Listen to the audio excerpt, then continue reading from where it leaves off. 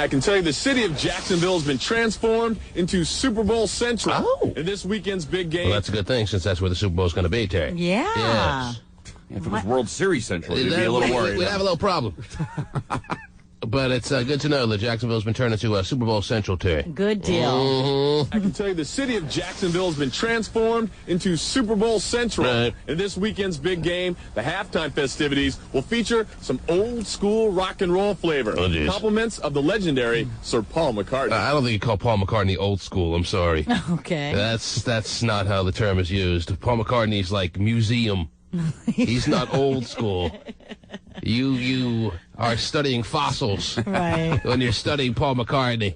All right? Couple guys with brushes brushing the dust off him. I know. Ghost Town DJs are old school. Yes. Paul McCartney's a little older last I checked, right? Yes, he is. Man, we're going to do it old school with Paul McCartney. The halftime festivities will feature some old school rock and roll flavor. Right. Compliments of the legendary Sir Paul McCartney. You don't always get nervous, but, this is a big one. That's right. McCartney returns to Jacksonville 40 years after the Beatles rocked the Gator Bowl back in 1964. Yes. Now, one thing you can bet on, a halftime show without the shocking and controversial Janet Jackson disaster.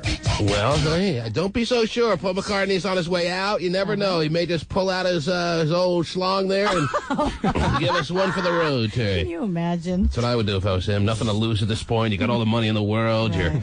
You're pretty much giving us the last hurrah of your career. Just whip it out. All the Pee on the old US of A. Shock everyone. shock and awe. That's why they're having Paul McCartney, because they feel like he's so damn safe. Right. Mm-hmm.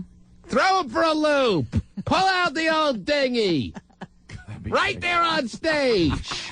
Oh, my gosh. Then no one would know what to do with themselves. Oh, I know. Everybody probably would be like, just... Wait, our most sacred musician, our most sacred talent as far as the music industry has just pulled a fast one on us. Yeah, I'd say so. But that was a pretty wrinkly penis, huh? Oh, yes. Oh, wow. Next year, it's Pope John Paul at halftime. He's just going to sit there. On his hospital bed. Well, they're assuming he's so safe. I don't know. Well, you never know. I wouldn't be shocked if he gave us a last hurrah, Terry. Now, one thing you can bet on, a halftime show without the shocking and controversial Janet Jackson Have a disaster. wardrobe malfunction. I was asked to do it, and I was really just told how long I had to play. So I just said what I wanted to do, Yes. and they said, okay. But this year's game does Janet Jackson was pretty safe before last year's halftime, Terry. Mm-hmm. And now she's the devil still today. Well, you pair her with Justin Timberlake. And all hell. spontaneous combustion is so predictable. Yeah. All right, well, That's why it's odd when the Ghost Town DJs come out and play with Paul McCartney. Then we should start worrying. yes. All right. Combine their songs, they'll sing Hey Boo. Yeah. Don't be a fool. Anyhow, that should be a fun little halftime show, don't you think? Huh? Yeah, you're looking forward to it? Right. Sure. Yes. And a big game, all that good stuff. There is a big game, too, yes. Yeah. Well done. You're excited? Sure, I'll watch it. Okay. So no baby yet? No. Is he here? If there was a baby, would I be here right now? No, I know. It just seems like it's crazy. Like Well, a week later now. it's a week later, but hey, I have learned now more than I knew before that this is very typical. First babies are more often late than they're not late. Yeah, that's true, I guess. Oh, jeez. I guess I'm just excited for you. I want you to... Whatever, dude. You're a weirdo. Anyhow, You don't think I'm excited for you? that's fine. That's great. I appreciate that. Okay, well. And when I have the baby, I'm sure you'll be the first to know. Right! Oh, jeez. Well, hopefully you will. You'll be one of the first to... I'm sure I'll be one of the first to know. Yeah. Mm-hmm. And, You think? yes. And he may have a wardrobe malfunction on the way out. I don't know. Anyhow, the word is if he doesn't make his appearance by Monday, Yes.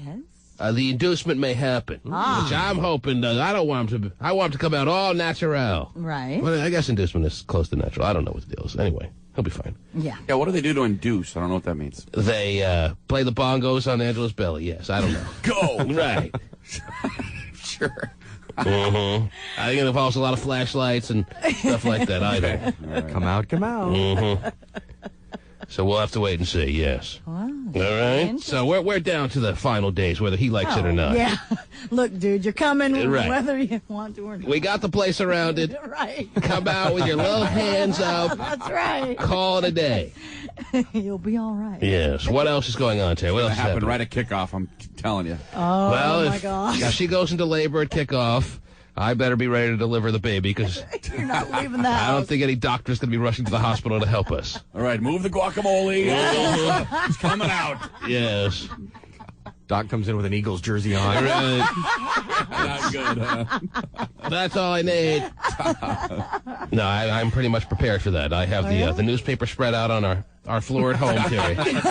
That's great. Couple of hot towels ready. Oh, perfect. It's very serious. I mean, I'm not joking about that. I don't expect any doctor to come to our aid if he's born during the Super Bowl. Well, if I was a doctor, I'm not answering that page. It's like, look, I'm busy. Yeah, come on, call somebody else. Yeah.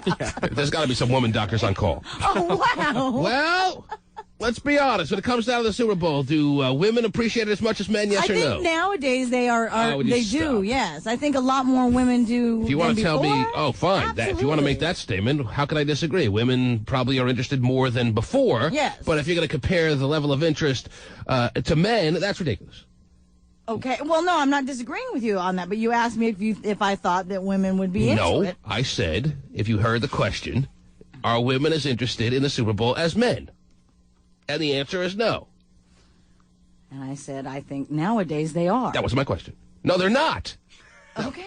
Women are not as interested in men in the Super Bowl. That's ridiculous. Look at Hotshot just shaking his head. Please, Terry, try to get out of this one. If you take all the women and take all the men, I mean, there's more interest in the men. I mean, Thank you. Even if it's like 1% more, I mean, it's still more. I think nowadays they are. All right. Well. But yet, Hasha, you as a man, boy, here you're we not go. interested in the Super Bowl. You've come in plenty of times talking about how boring the game's going to be, and you really don't want to watch it. And yet, even with his non-interest, with his could care less attitude, he's way more interested than the average woman. I'll watch it front to back. That's right. Backwards and front. My own bowl of guacamole. Oh, jeez. Chips not needed. Face only. Mm-hmm. I'll take the chips then. He'll be in a blow-up pool of guacamole watching the Super Bowl naked swimming around, Terry. Yeah, that I believe. Absolutely. Mm-hmm. And that's his level of lack of non-interest, huh? All right. Oh, jeez. We're going to go see The Wedding Date during the Super Bowl. Oh, jeez. What's the wedding date? That new movie. What's Deborah Messing. Messing. Deborah Messing. Oh, Deborah Meyer. Yeah, I saw that one. That's fantastic. I saw the coming attractions. That looks like, non-stop laugh riot. Right. You're waiting for Will to come out on the screen, aren't you? Right. That's what you're going to do, Stephen? Are they not in it? Well, I honestly, most people would think that somebody who says that is joking. I truly believe that is the kill breath Sunday afternoon activity. Yeah. Yes. You're not going to watch the Super Bowl. You're going to go see Wedding Day because you appreciate the empty theaters. No, I got to keep the routine, yeah. Every Super Bowl, you go to the movies. Well, it's slow at the movie theater. There's See? not all these crazy... Doesn't that just prove people my there. point? Women are not as interested, Terry. He's going to the movies. The T-Man. The dollar bill game. Lindsay Lohan sued after a wild ride. Two men claim After a wild ride. wreck that left them pretty bad off. Yeah, I'll tell you, Lindsay Lohan's been sued after a wild ride. I know. Lohan sued after a wild ride. Two men claim the star caused a major wreck that left them pretty bad off, Right. physically and financially. Wow, some dude got in a car accident with Lindsay Lohan. Yeah. She hit someone's car who had a passenger with them, two dudes. Mm-hmm. Now they want $50 million. Wow. For their pain and suffer, Terry. Yeah, so do I. Yes, just hearing about it. I think I'm going to sue Lindsay Lohan, Terry, for my pain and suffer. Yes. I can't get in a car and not think I'm going to be hit by some teen superstar.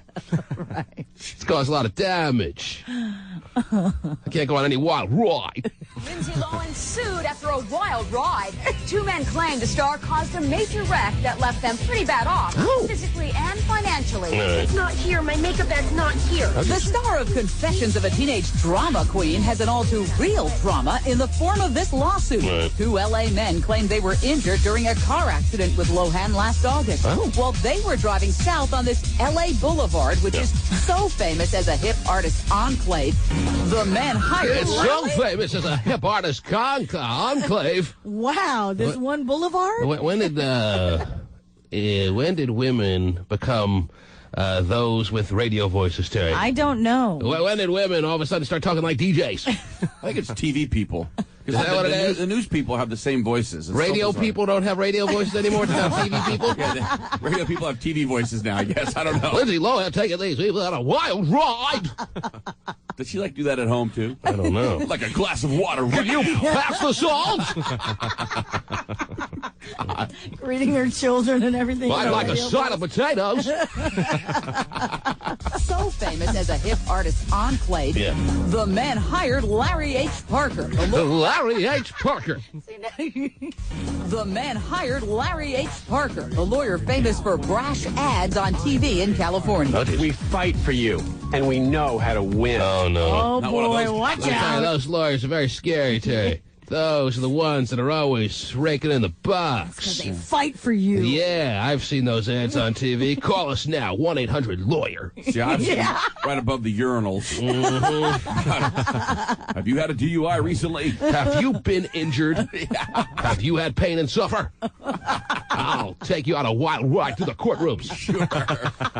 Ads on TV in California. We fight for you, and we know how to win. I'm sure Lindsay Lohan's attorneys are very, very intimidated by these television commercial lawyers that these men have hired. Yeah, shaking in their boots. Hey, Lindsay, I heard on TV that this lawyer's going to fight for them. I'm really concerned.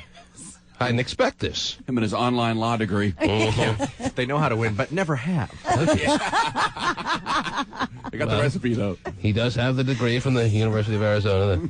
I'm sure. Ads on TV in California. University of Phoenix. What is the one? Yeah, Phoenix. Yes, Yeah, okay. Phoenix. Close enough. Same thing. We fight for you, and we know how to win. Okay. The suit against And Lohan. sooner or later, we will.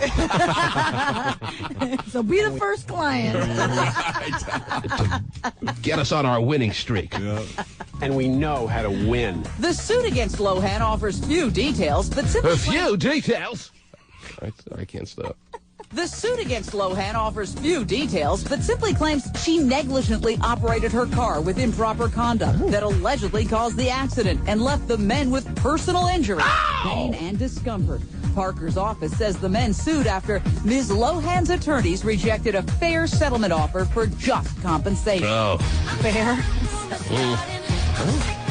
It's Lindsay's new album, Terry. Yes. Oh, I love it. You can't be a teen superstar these days and just do one thing. Oh, I know. No, you have to have the movies, the straight-to-video movies. You have to have the singing career. You have to have the perfume out, Terry. You have to have it all. You can't do one particular thing. If you're not doing everything, you're not a teen superstar. That's right.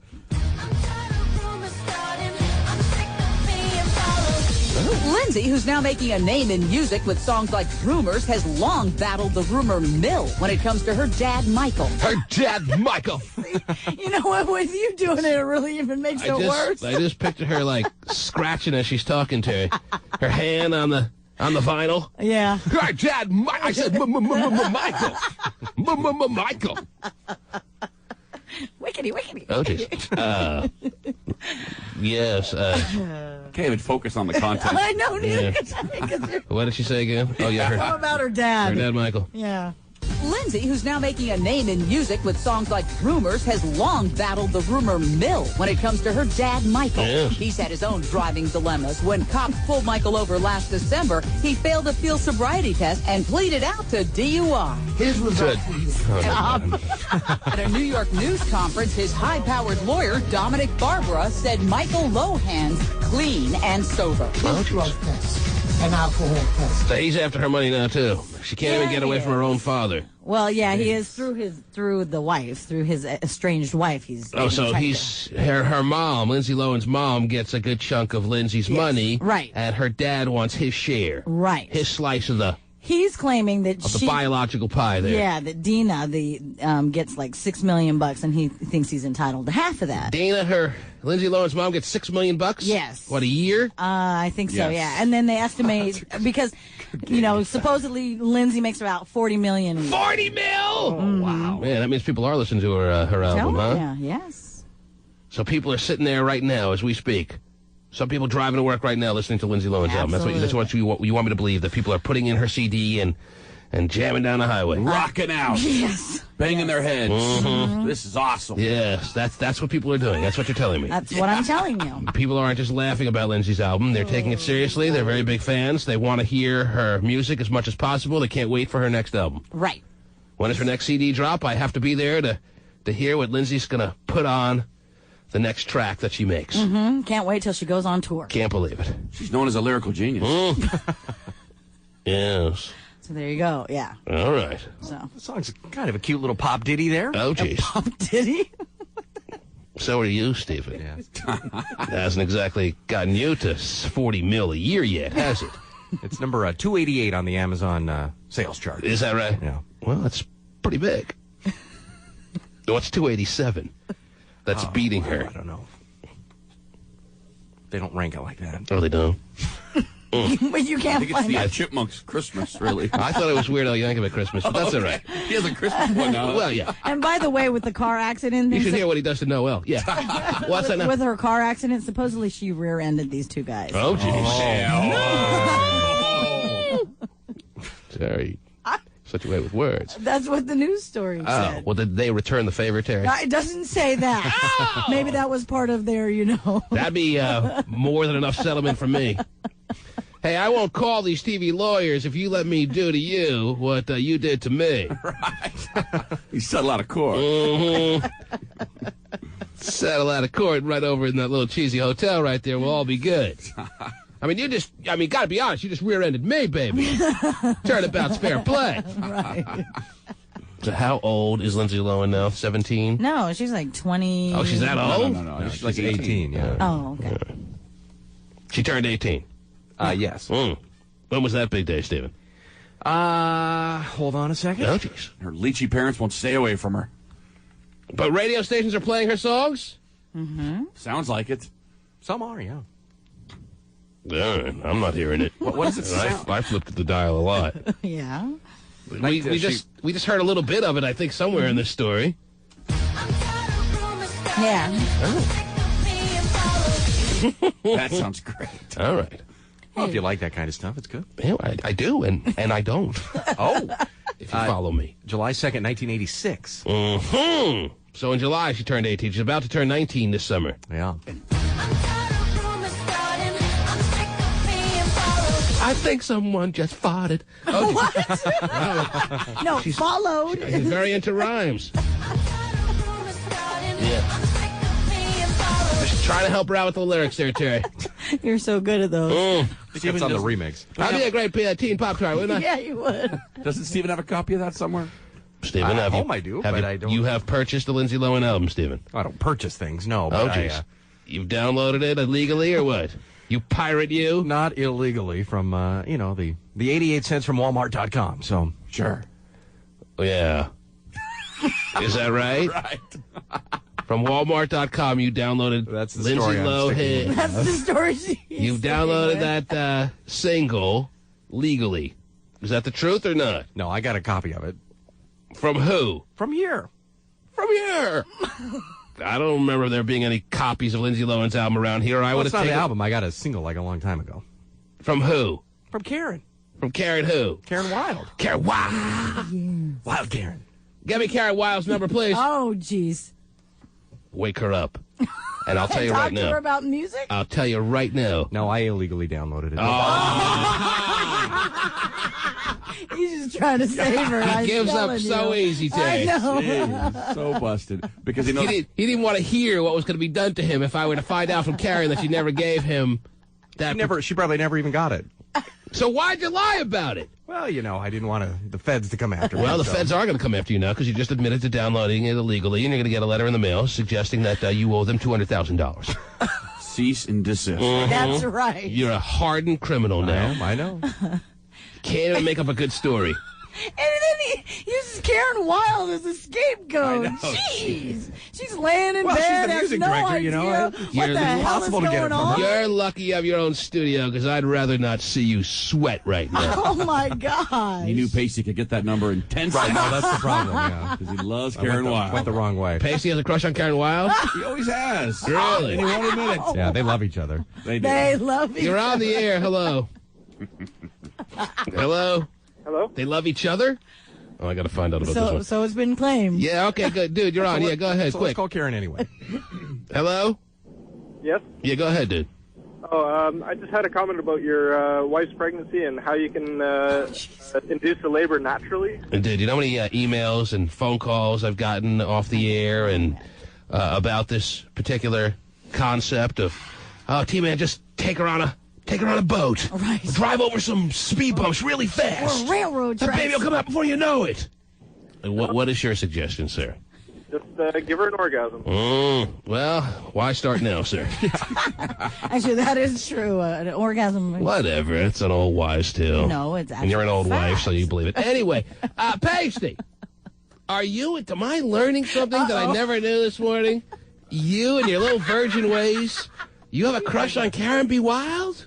Hanging out with somebody all of a sudden means I have a crush on her. Well, maybe some people around the station are picking up little glances you give at each other, little touches you put on each other's little bellies, and maybe you should start realizing that what other people are saying about you, you may have to realize is true. Is that something you're ready to do or no? No. You don't have a crush on Karen? Why? No. Karen and I are very good friends. I've never seen any... Because they're not suggesting it's just a one-way crush. No, Steven and Hotshot have made it clear that it's a two-way street crush. Wow. Well, I've never seen any of those signals. If they're being sent to me from Karen, I haven't seen them. Because if you had, you'd be married with kids by now. Oh, you would have taken her down. Pasty Wild. You would have shown her the Magnum. It's the best-kept secret in Seattle. Pasty. Yes. I'm going to ask you one more time. I'm going to ask you to look deep within yourself and give me the most honest answer you've ever given anyone in your entire life. Wow. That's kind of look real deep. Yeah. Karen Wilde is a hip-hop happening DJ, and I would like to know if you, at any point, including now, have you ever felt any kind of sexual stimulation, twinges, and/or little feelings for Karen Wilde from the beginning of your awareness of her existence to now? Yes or no? Sure. Oh. Wow. But you're not, so that means you have felt them at some point, but you're not suggesting you feel them today. Exactly. I mean, I've thought there's definitely, I'll see her on days that she looks great, and I'll be like, oh, Karen, look out. Nothing more than that. Mm-hmm. No, jump back. She's the homie. Oh, geez. But to say that Hotshot and Steven have suggested that you have a crush on her is inaccurate. That would be false. You don't want her. I do not If I could arrange sex with you by by 10 a.m., you would decline. I would decline. I don't think you could, but I would decline. Oh, she's quite the sex broker, though. Mm-hmm. Yeah. I don't think she's ever... Maybe you're two lonely souls, in some sense, that have had never the courage to acknowledge each other's feelings because you weren't aware of them. Mm. And if it was just laid on the table, you guys could move on as a couple. That could be it, because, I've heard her nothing worse in this world than wasted time. Maybe you're wasting time in this life of yours, not picking up and having her not pick up on each other's feelings, and you could be 3 years in the bank of lovemaking and lots of late night runs to Wendy's. What? We've joked about the fact that they both appreciate people like Scott think that for some reason we have a crush on each other. So, I mean, we've brought it up to each other. You're weird, too. You could have little mogul wilds running around. All right, man. You just stay there in your safe little world. But they go to dinner and stuff, Oh, they do? Sure. I didn't know that. Well, he did say they hang out. Yeah, they hang out all the time. They hang out all the time, both afraid to make any kind of move. So you have the relationship, but without all the love getting involved. Oh, jeez. All right. We'll go to movies. We'll go. We'll have the occasional dinner. And you never have that moment where there's that weird glance, that weird touch, that weird kind of reaching into the same big tub of popcorn together and knowing what each other is thinking. There's never that moment. Hasn't happened. So there's no crush. No crush. No crush. No crush. No crush. All right. Pasty, crush-free. It's crush-free in 05. There's your update. The day he does have a crush, we'll let you know, ladies and gentlemen. Believe me, it's a little bit overdue, yes. The T-Man. Cube 93 celebrates...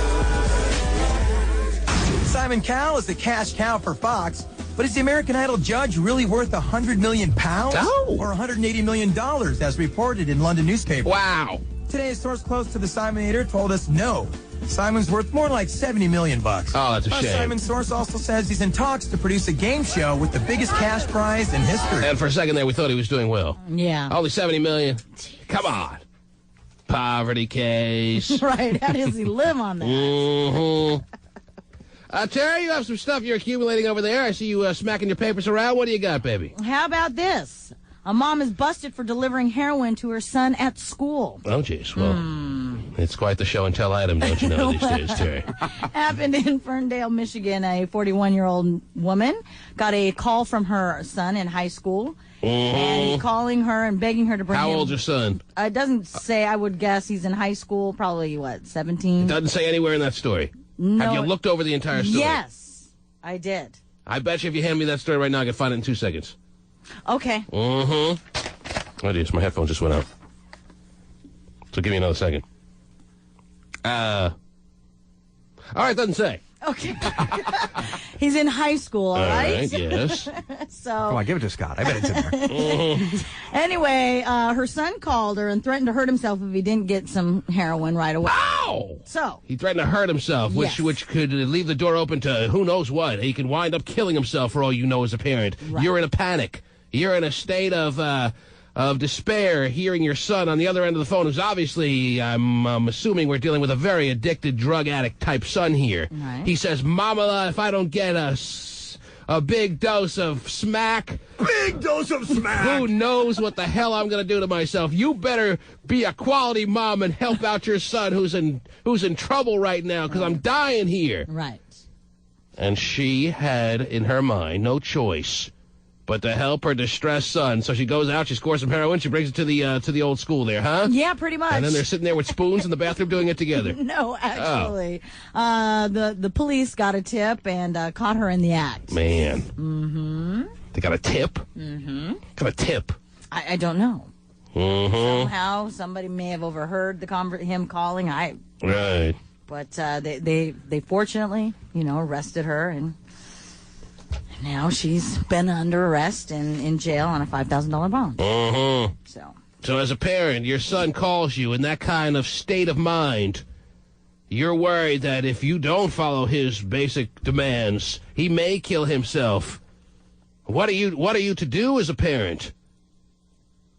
I think delivering smack to him is the answer. David had the same problem in high school, Terry, but it was Twinkies. He said, Marge, if I don't get a Hostess Twinkie in the next half hour, who knows what I'm going to do to myself?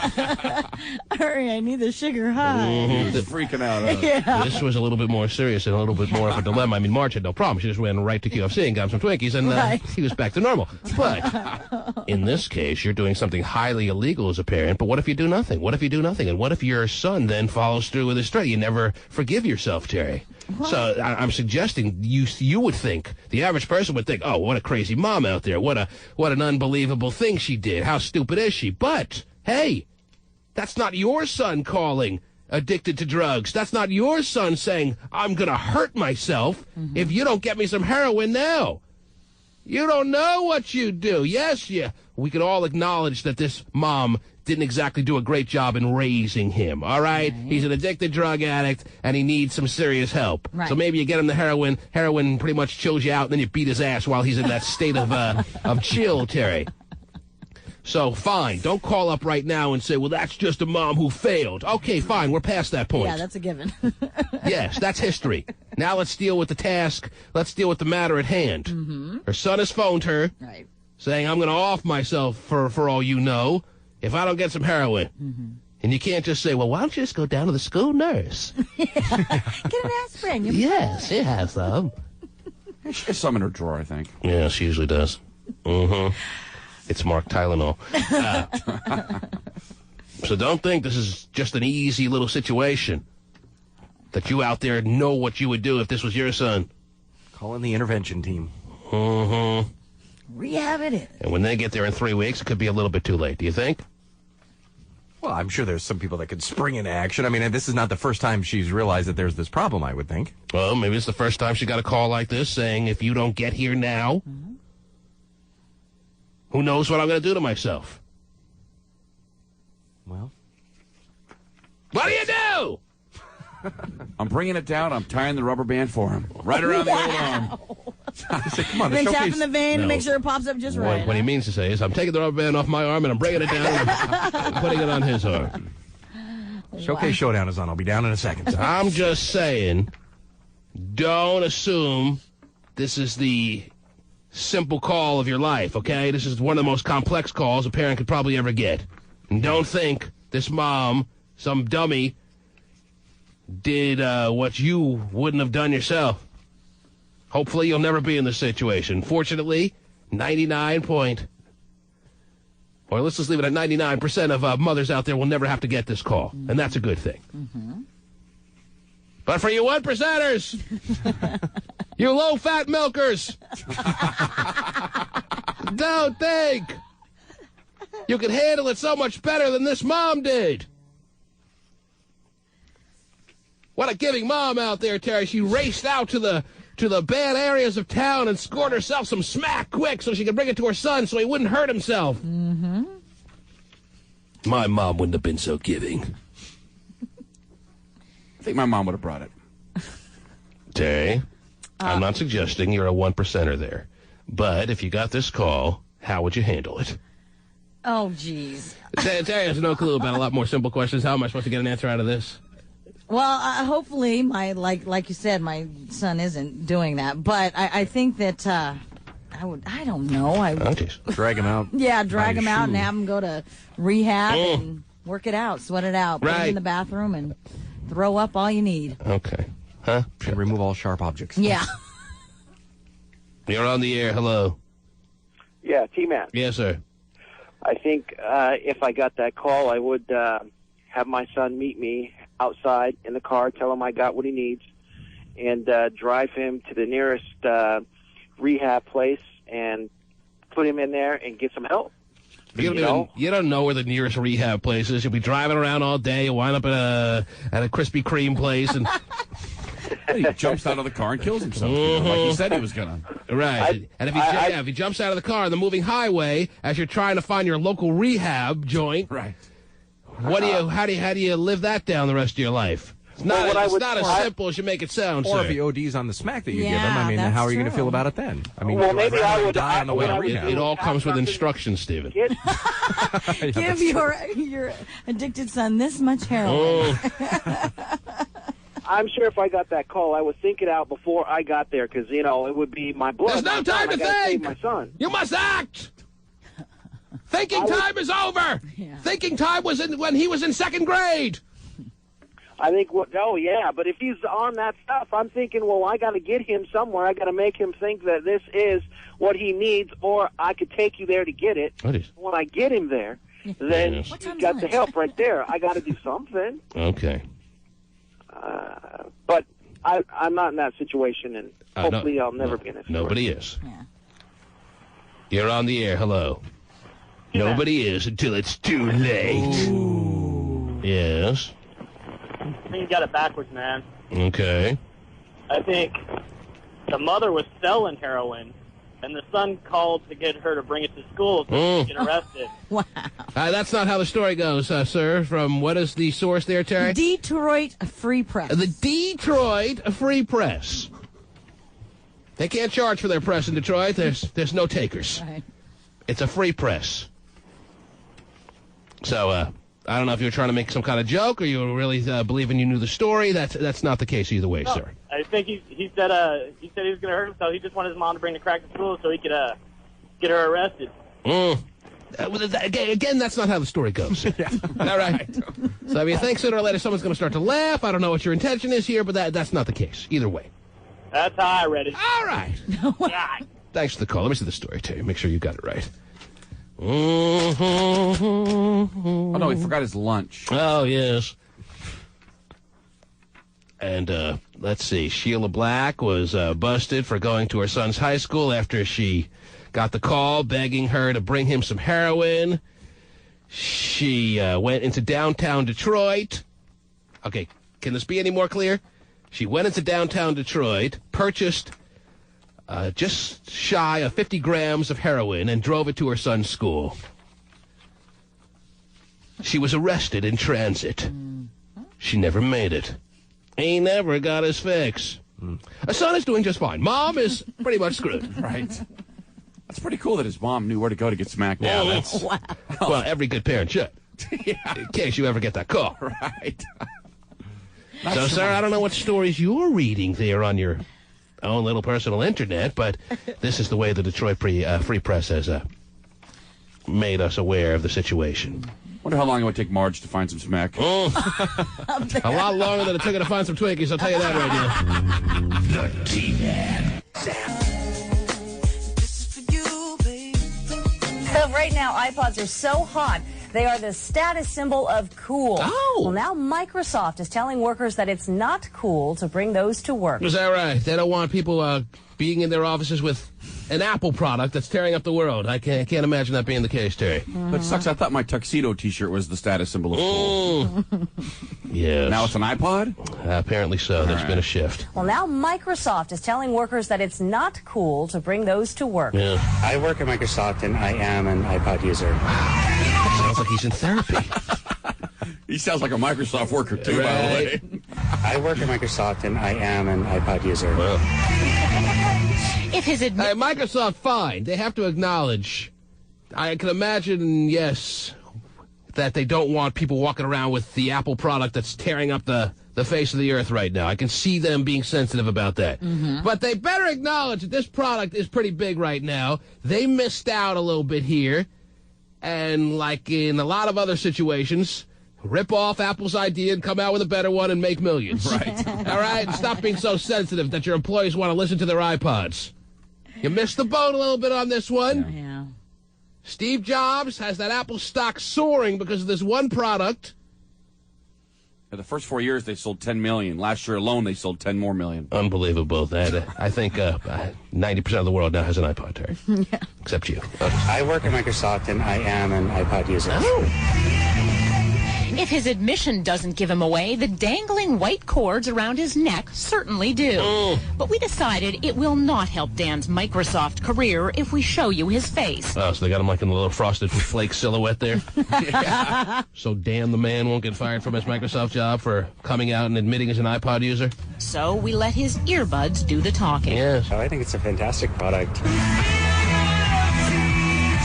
Apparently, it's so fantastic that approximately 80% of Microsoft workers who have a portable music player have an iPod. Yeah. I mean, they don't have an iRiver like I have. They're not as cool as me. I thought I'd be a little different, Terry. I got the iRiver. Yeah. I'm all by myself!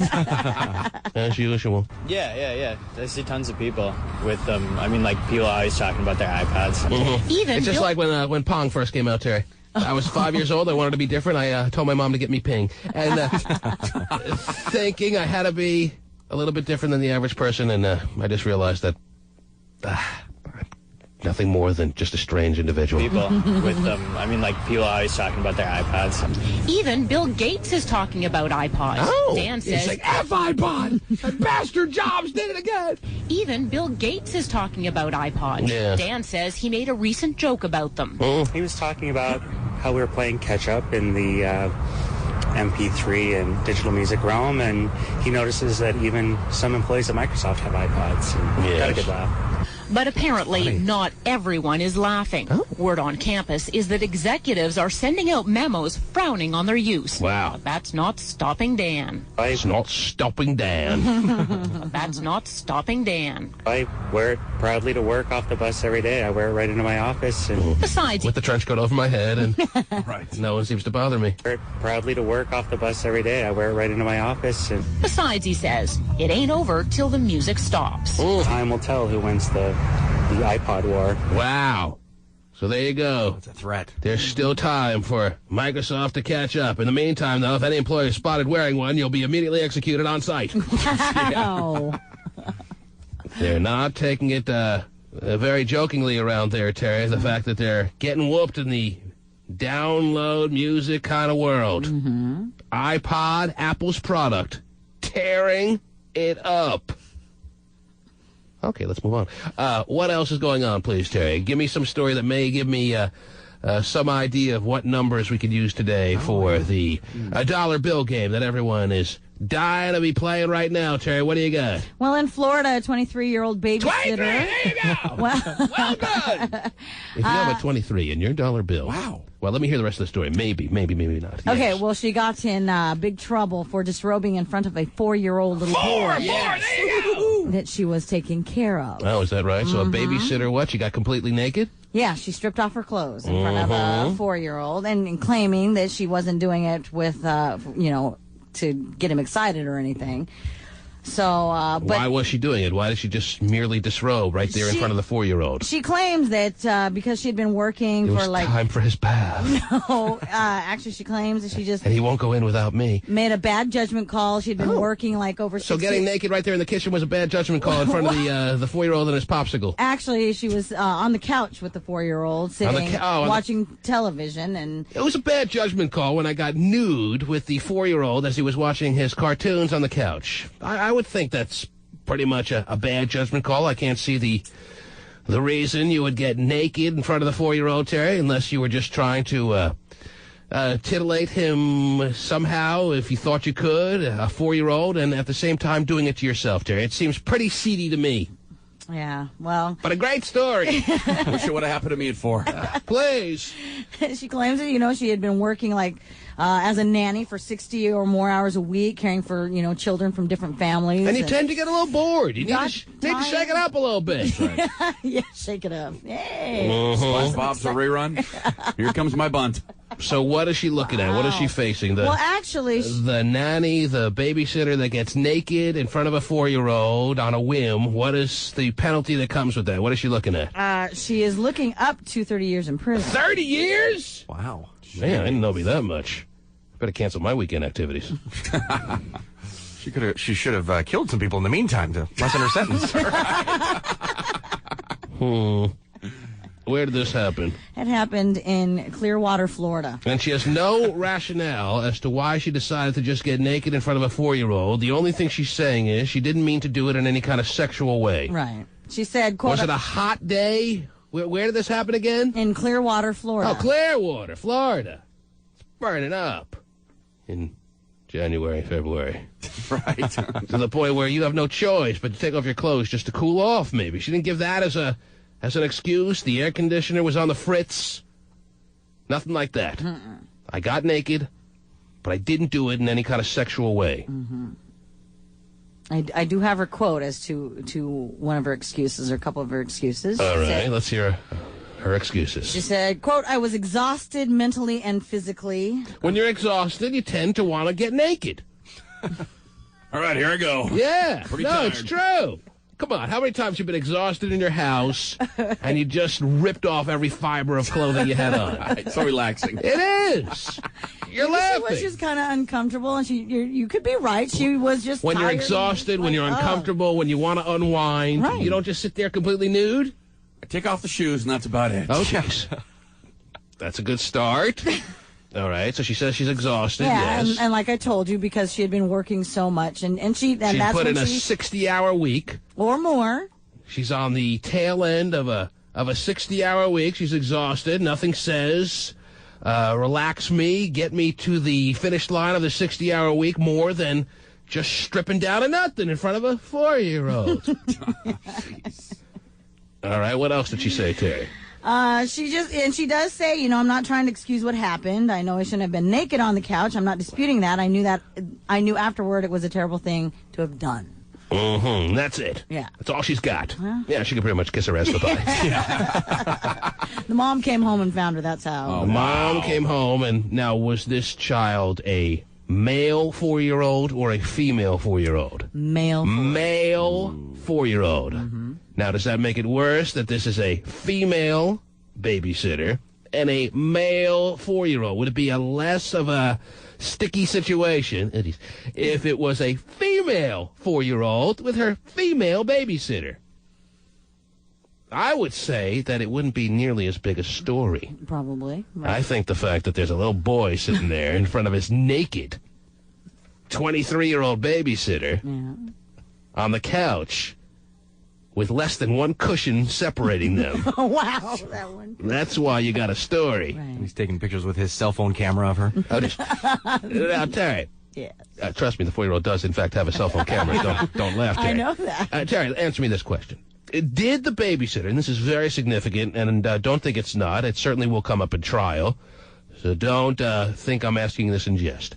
Did this babysitter have a landing strip, completely shaved, or outright Jungle City? Doesn't give the description Because there if she's sitting there with outright Jungle City in front of the 4-year-old, all right, and there's less than a cushion separating them, doesn't it become much more seedy and more of a crime than if she was like with a landing strip? I think she's in a tougher situation if she's completely bald down there, as opposed to a landing strip. If a Jungle City or bald, that's much more of a troubling situation than if she has a landing strip. Landing strip is very neutral these days, very unimposing, very sexy. The Jungle City is very But Jungle City, I mean, a 4-year-old needs that. No 4-year-old in 2005 needs to be sitting in front of his babysitter with Jungle City happening there, right? So the 4-year-old sees the landing strip, he just goes, huh, and then looks back at the TV. That's right. But the other two, it's like... But Jungle City definitely piques his curiosity. This is no description on that in the story. I can guarantee you this. This is not the first babysitter to get nude in the house in front of the child they're taking care of. Okay. All right? All right. You got all these nannies these days. They got all these caretakers that are the primary caretaker as opposed to the parents more and more these days. Mm-hmm. You get naked. You spend enough time with someone, the odds become increasingly higher that you're going to get naked at some point. Well, yeah, and if we're going to start chucking in jail for 30 years, every caretaker, nanny, mama type that has become the primary authoritarian figure in this child's life, well, then we're going to have an overcrowding situation in our jails with big Jungle City nannies. Well, some of these nannies are so close to the family, they travel with them and, yes. are I'm glad you're picking up on that, Terry. It's only been happening for about 20, 30 years now. And I don't think that any 20, 30-year-old nanny these days is having any Jungle City happening down there, just for the record, Terry. Okay. Mm-hmm. I bet the dad was wishing, why didn't I come home first? The bottom line, bottom line to all this is, and I hope you're picking up on this and you don't need me to tell you about this, but in case you're not, the bottom line is, take care of your own freaking kids. Would you please? You don't want to come home and see your 23-year-old nanny naked with her Jungle City bush in front of your 4-year-old son, then take care of your own kids! It's nanny roulette. And stop playing nanny roulette! Because you spin that wheel of nannies, who knows what you're going to come up with. That's right. Wow. Oh, man, that was quick. Well, you had the cover off the wheel all ready to go, huh? Jeez. Too many parents are grabbing that wheel and they're giving it an old spin. Round and round it goes. Axe murderer, child molester. Where's this one going to land? Oh, please, give me something good. Please, I love my child. Please give me something good. I really want him to do well with life. Oh, gosh, I'm really nervous. Oh, phew. Oh, thank you. It only landed on, they're going to overstuff him with candy. Okay, good. That's a nice break. Uh-huh. You don't want to walk in on your nanny naked, pressed up against your child? Ooh. Then don't hire a nanny. Although nannies could be very helpful these days. If my wife is listening, we do need to hire one. One of the hot ones? Yeah, one of the real hot ones. No bush for you.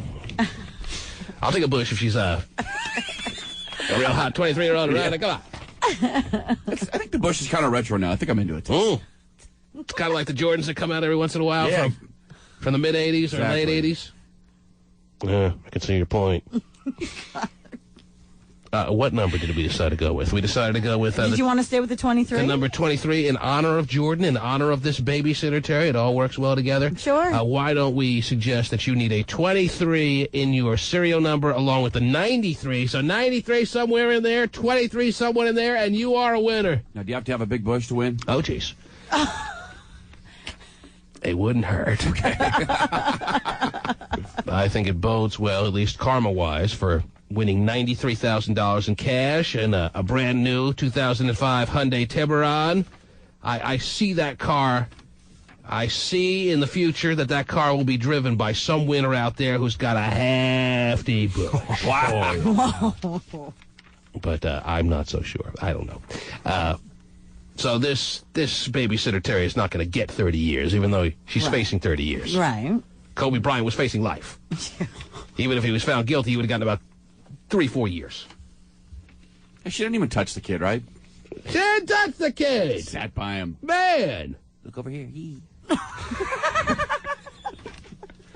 The kid wasn't naked, was he?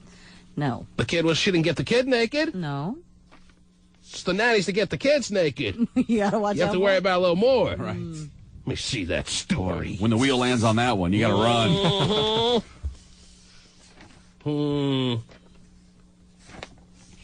Wow. You know what her name is, Terry? You didn't point out her name. No, I didn't. It's very ironic that her name is Sarah Slicker. Charged with lewd and lascivious exhibitions in front of a child. Wow. It's not going to look good on the resume. No. But I don't think she's going to be hired by the Nanny Corporation of South Florida there. Yeah. Some guys, though. Somebody might. I was exhausted mentally and physically, Slicker said, appearing to stifle a sob while saying that. I'm not trying to excuse what happened. I know I shouldn't have been naked on the couch. I'm not disputing that. I knew afterward I had done a terrible thing. It's the during part that you should realize you're doing a terrible thing if you want to avoid jail time. Yeah. That's what people fail to realize. She knew afterwards she had done a terrible thing. Right. Imagine sitting naked on the couch.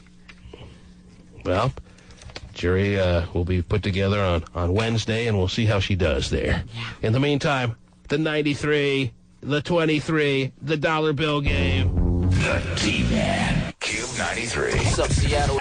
Cube 93 and Mountain Dew present And One Hit. Would mind putting that on me?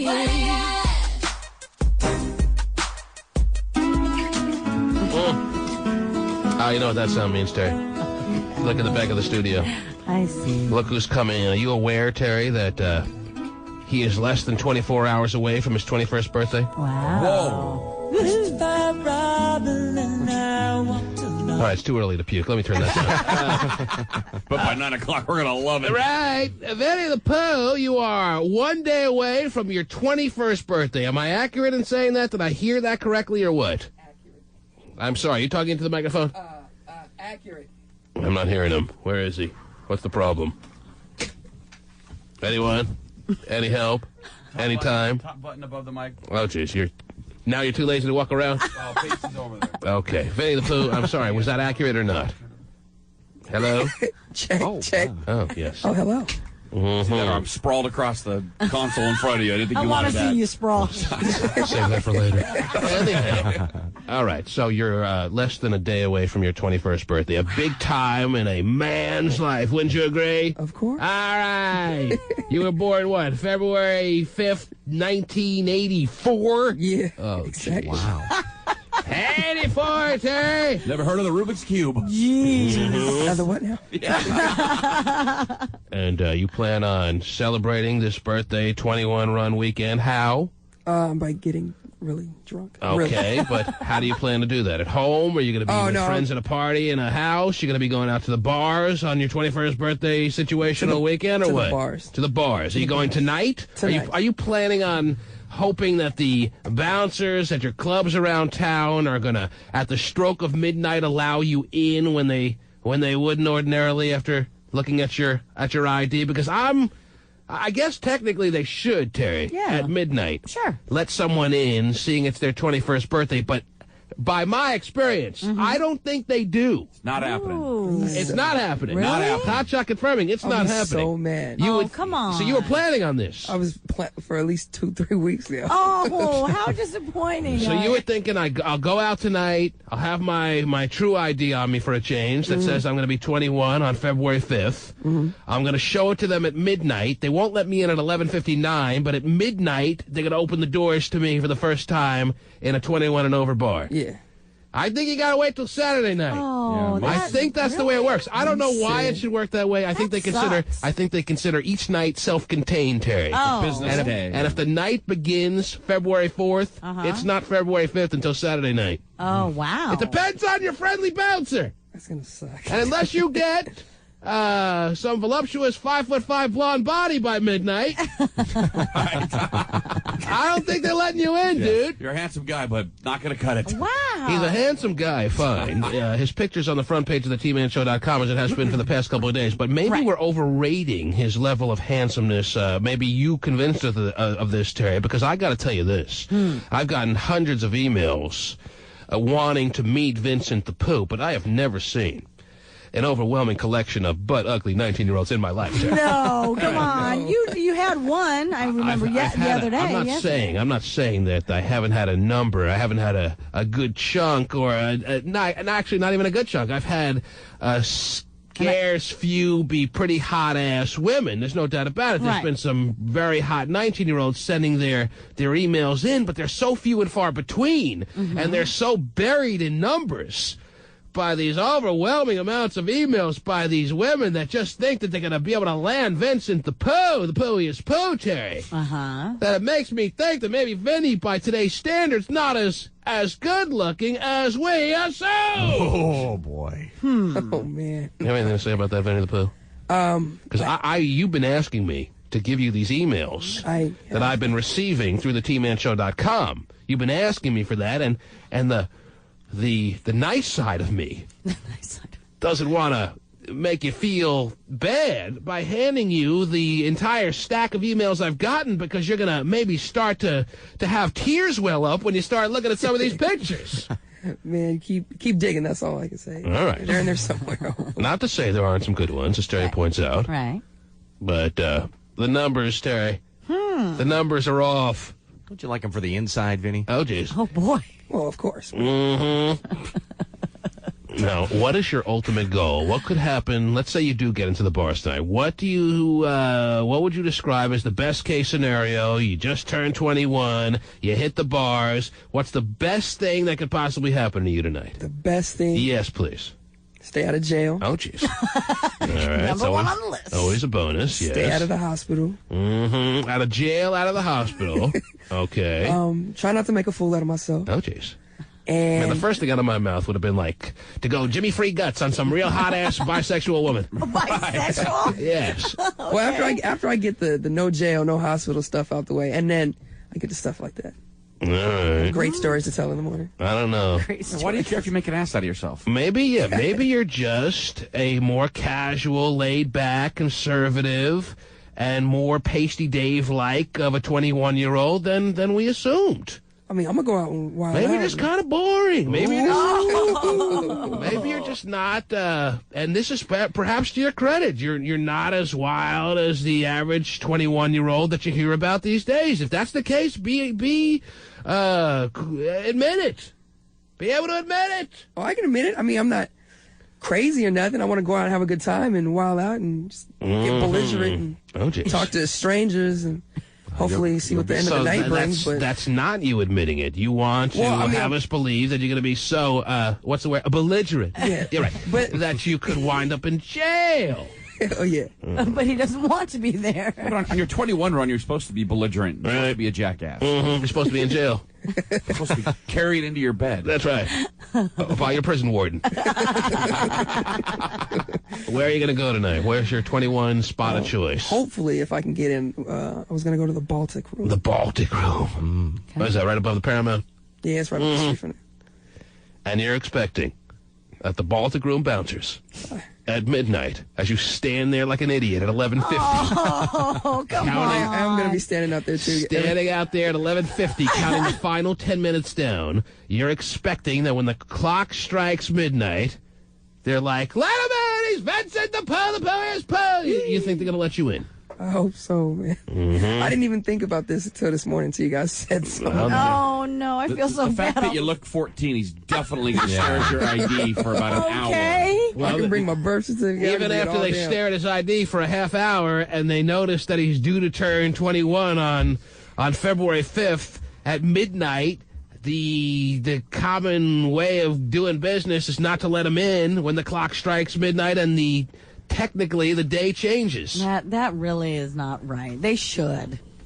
There are some people on the lines with some suggestions as to where you should go tonight for your 21st birthday. You want to take some of those? Okay. Yeah, of course. He's a gay phone operator. He's so gay. I ain't going nowhere when you tell me to go, man. And now, here's Gay. Good morning. Good morning. Yes, Gay. Boy. Since you're going to be on the hill, I know a place that definitely will let you in. See, It ain't technically the hill, man. It's down the I made it nice by saying right above the Paramount area. Right, you did. But what I didn't want to say is, you're going to Gay City. It's down the street. No, it is the Are hill, you my serious? friend. No, that's I ain't technically never been there. that's technically Capitol Hill territory. Yes, it is. Yeah, so I wonder if you realize that and would like to change your 21 run of choice spots. I knew it was somewhere in the direction of, but not quite. If you walk into a bar with a rainbow-colored Bud Light neon sign, you're on the hill. you'll know. That's the first thing I'm checking for. I'll buy you a drink. Oh, jeez. Oh, goody. So what are you suggesting, that you're going to be out tonight, Gay? A likely story. Yeah, not really. Mm-hmm. But I do have good news. Oh, jeez. Oh. I'm trying out for The Biggest Loser again. You are? Yes. They're coming back to Seattle. Cool. So I'm going to try. They did so horribly finding talent the first time around, they have to come back for more.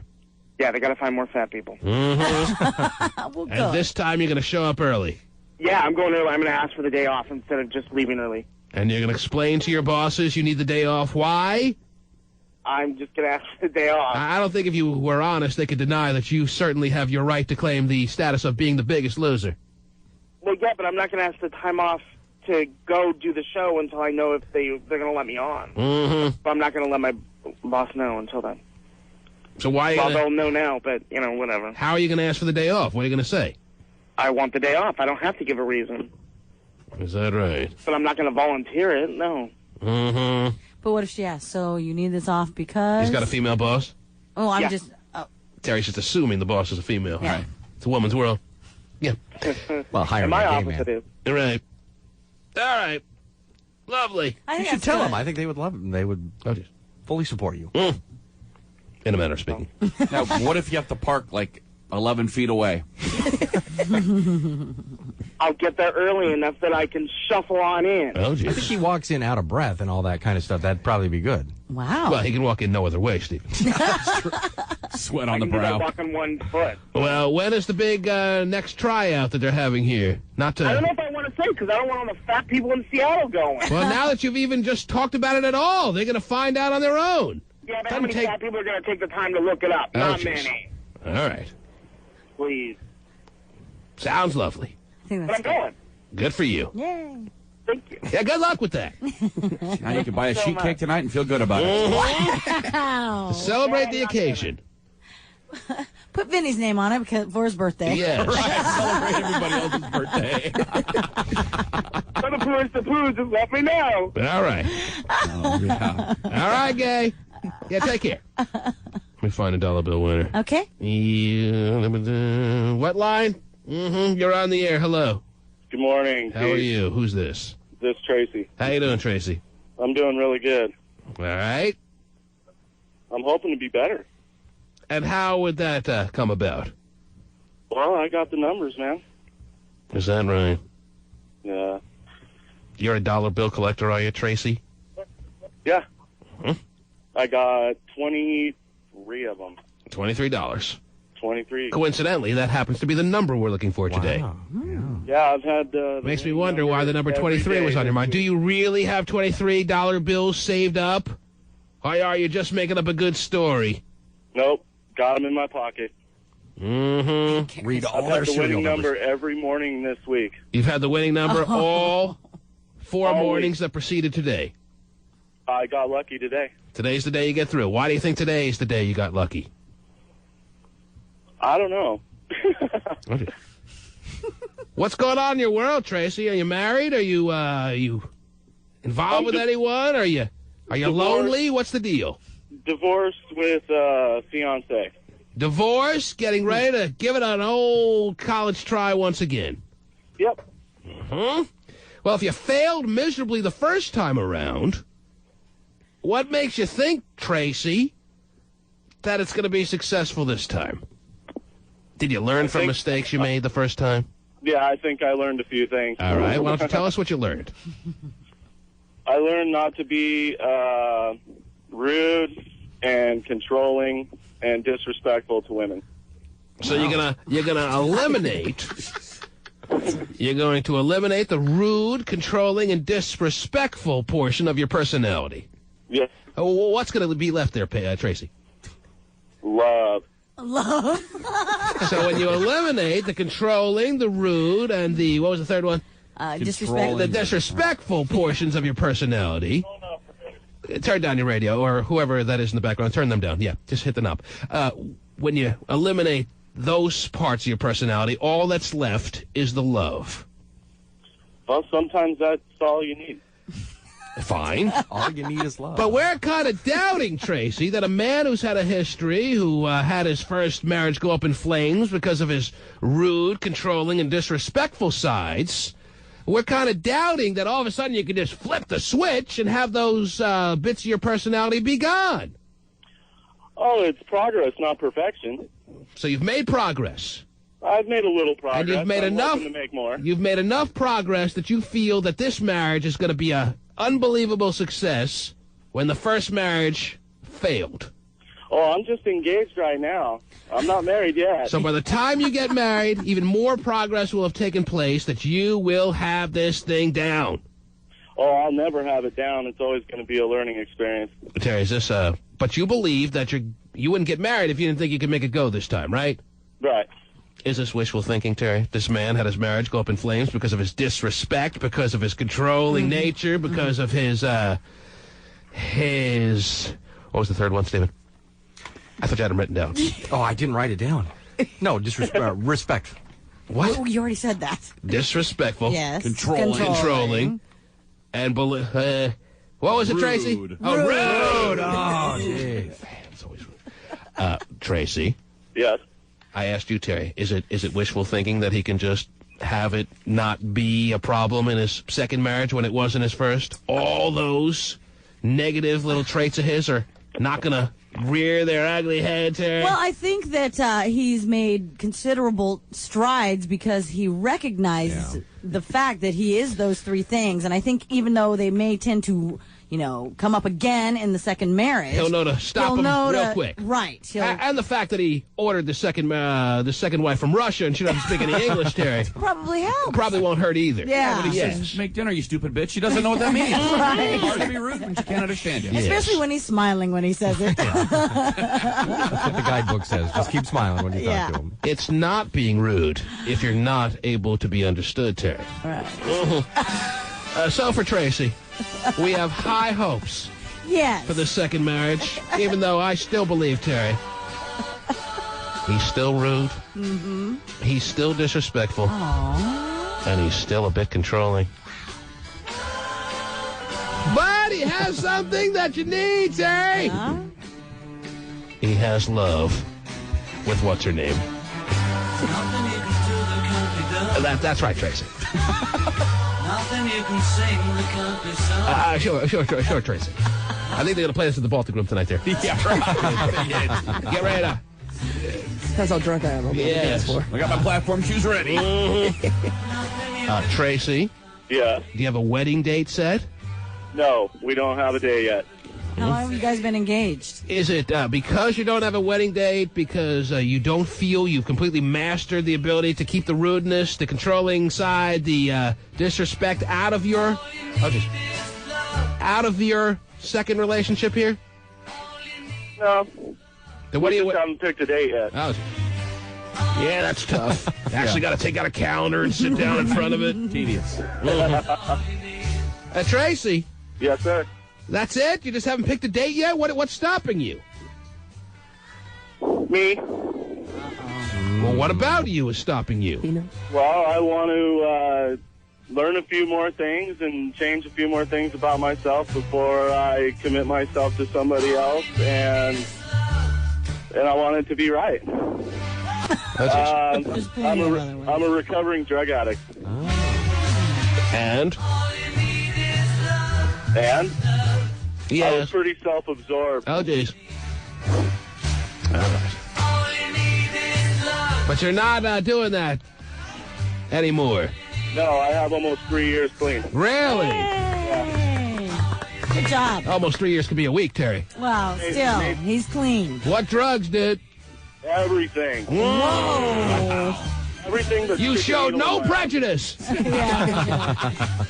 I've done everything but stick a needle in my arm. Oh, days. Well, it sounds like Tracy is on the right roads, though, yes, Terry. Yes, it does. He understands his flaws. He recognizes the downfalls of his first marriage. He's a recovering drug addict. Yep. All these things lead us to believe that maybe there is some great prospects for marriage number 2. Absolutely. And maybe finally there is a woman in Tracy's life that's actually a lucky lady. As opposed to that poor woman that had to deal with him the first time around. The drug addict, controlling, belligerent, disrespectful, rude dick that he was. She really got a great package deal, didn't she, Tracy? Do you ever feel sorry for her and apologize profusely to understand what she went through? Yes, I have many times. We have 3 children together. Oh, jeez. Yeah, and my fiance has 2, so together we have 5. You have a nice little tribe going, don't you, Tracy? Wow. Well, Tracy, you also have a dollar bill, don't you? Yes, I do. That almost sounds trivial at this point, doesn't it? I know. Yeah, I'm hoping for 93,000 more of them. Yeah, you're not going to win. Oh, come on. Things are going so well for him. No, doesn't happen. Doesn't happen for people like Tracy, Terry. No. He's got to wait for the minivan giveaway. Yeah.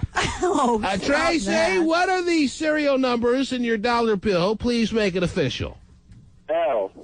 L69323 586F. Sounds like a winner. Yay, Tracy. Sounds like Tracy's on an even better road to greatness, Terry. Yes, it does. Because he took one step down the path to a brand new Hyundai Tiburon 2005 and $93,000 in cash.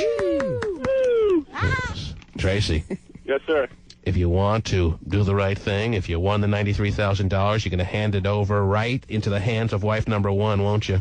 Nope. I didn't think so. I'm going to buy 93 grand worth of smack and party like crazy. Oh, stop it. I'm back. Yeah. Tracy's like, I'm not that sorry. Tracy, we hope the best for you. Yes, absolutely. All right, sir. Congratulations. All right, we'll see you at the Baltic Grove tonight. Who's going with you there? Who are you hanging out with tonight? Some of your friends from the day or what? You know.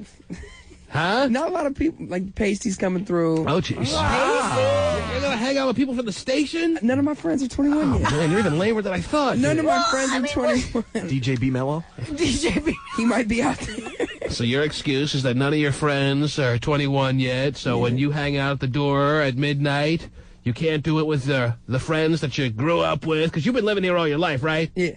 None of your friends are 21? None of them. So you're going to hang out with Pasty and his crew? Pasty. Yeah. Hey, dude, you want a drink? Okay. Should be exciting. Yeah. I'm sure Pasty's crew is just going to get you in so much trouble. Right. Fight some hospital right around the corner. Right. You do your best to stay out of fights, please. Because someone looks at Pasty even just remotely cross-eyed, he throws him a right hand immediately. Look out, dude. I'm ready to punch you in the face. Hey, hold on. I got to put my cigarette out first, and then maybe I'll do it. Pasty and the Pooh hitting the club. The Pasty and the Pooh. Wow, what a couple. Oh, Vincent. Ladies, look out. Here comes the Pooh and the Pasty. Oh, Lord. The T-Man. What's with all these newspapers and consumer magazines? I'm checking out the new flat tube TVs to make sure I get the best one. And? It looks like Sony, Toshiba, and JVC are the top. Just make sure you visit Video Only, because if you don't, you'll be sorry. In South Center, Bellevue, Linwood, Federal Way, and Tacoma, Video Only.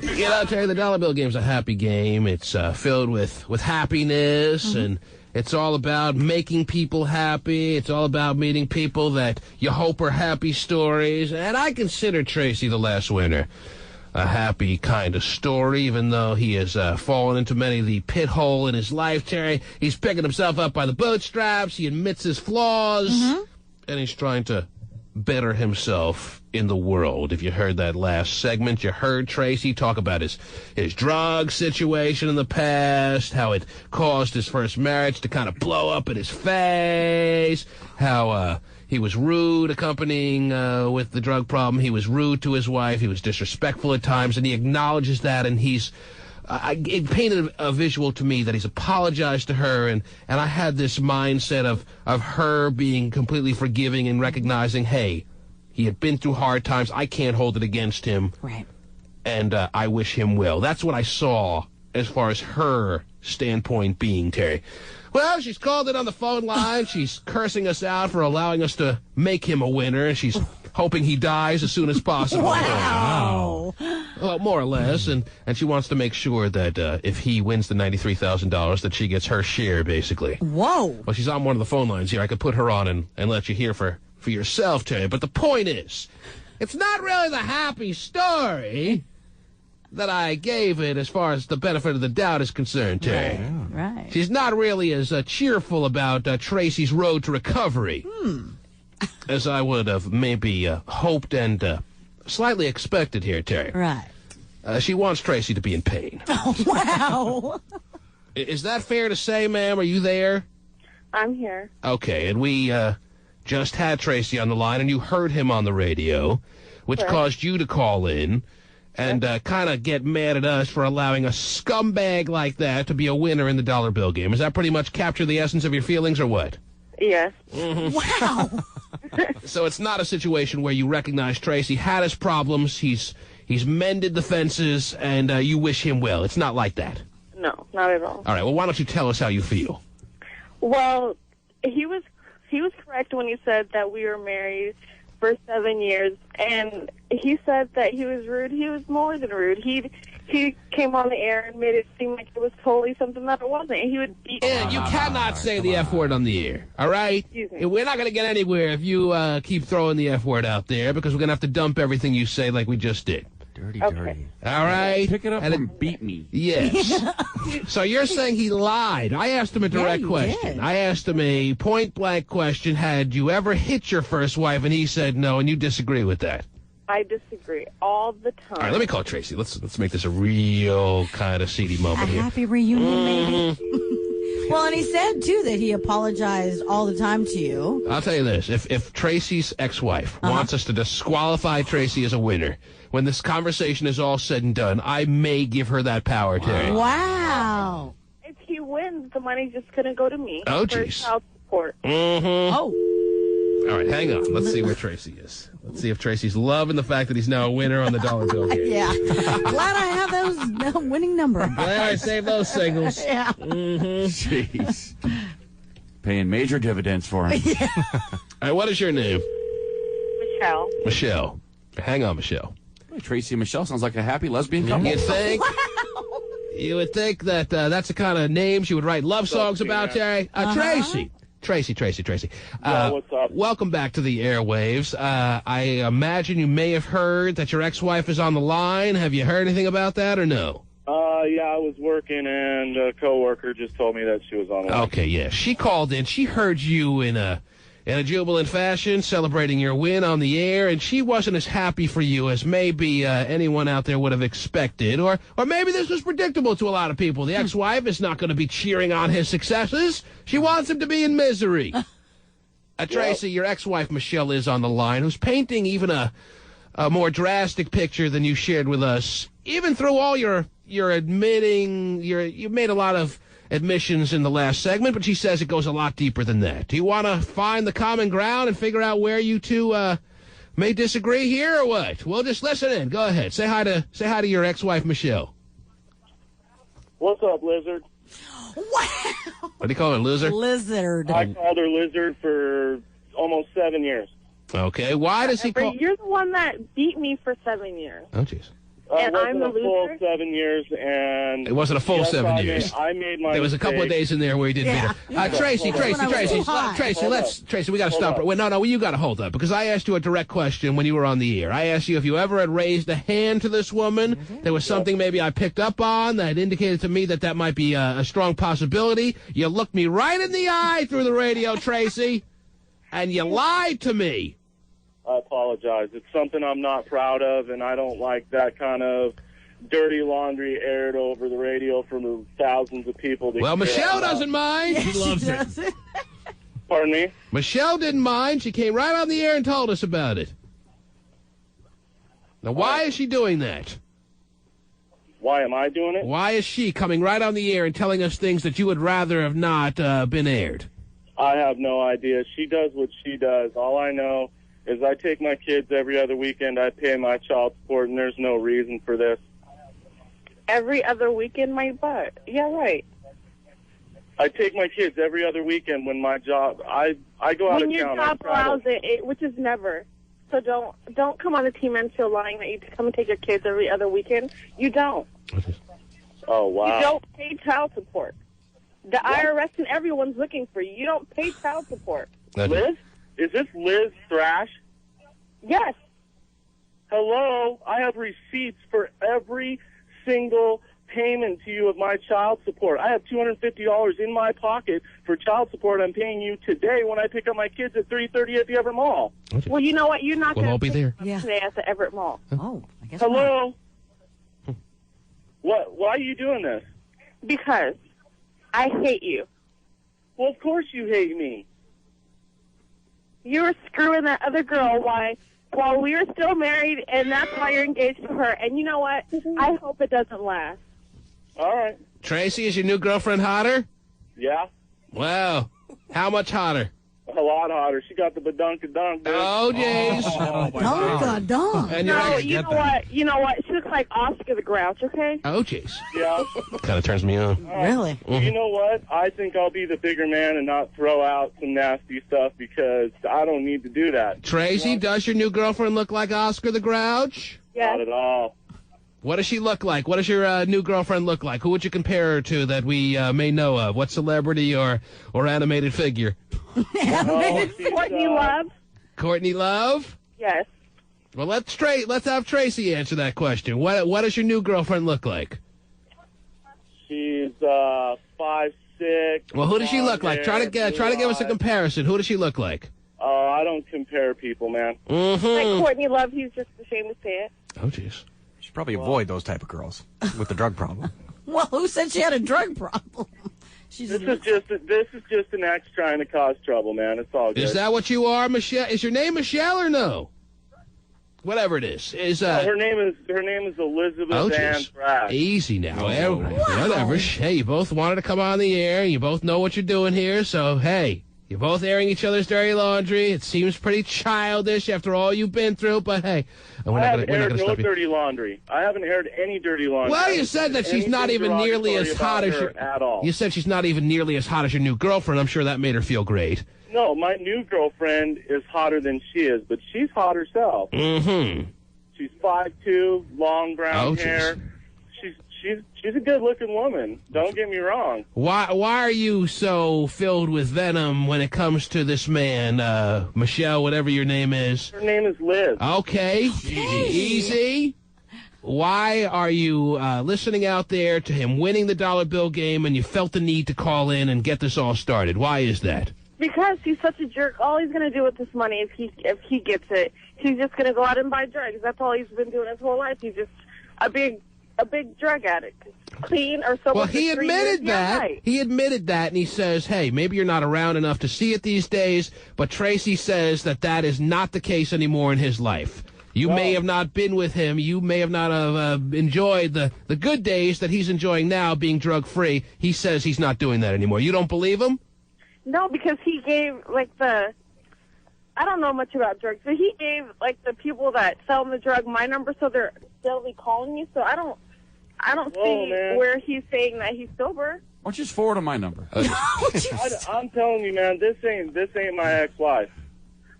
This is not my ex-wife, because my ex-wife knows I go to meetings. My ex-wife knows about drugs because she worked at a detox center. I sure did, but you know what? I'm not gonna vouch for you anymore. I'm not gonna vouch for you anymore. So why are you popping off with that? What day did you guys get married? June 5th. Mm-hmm. Is that right?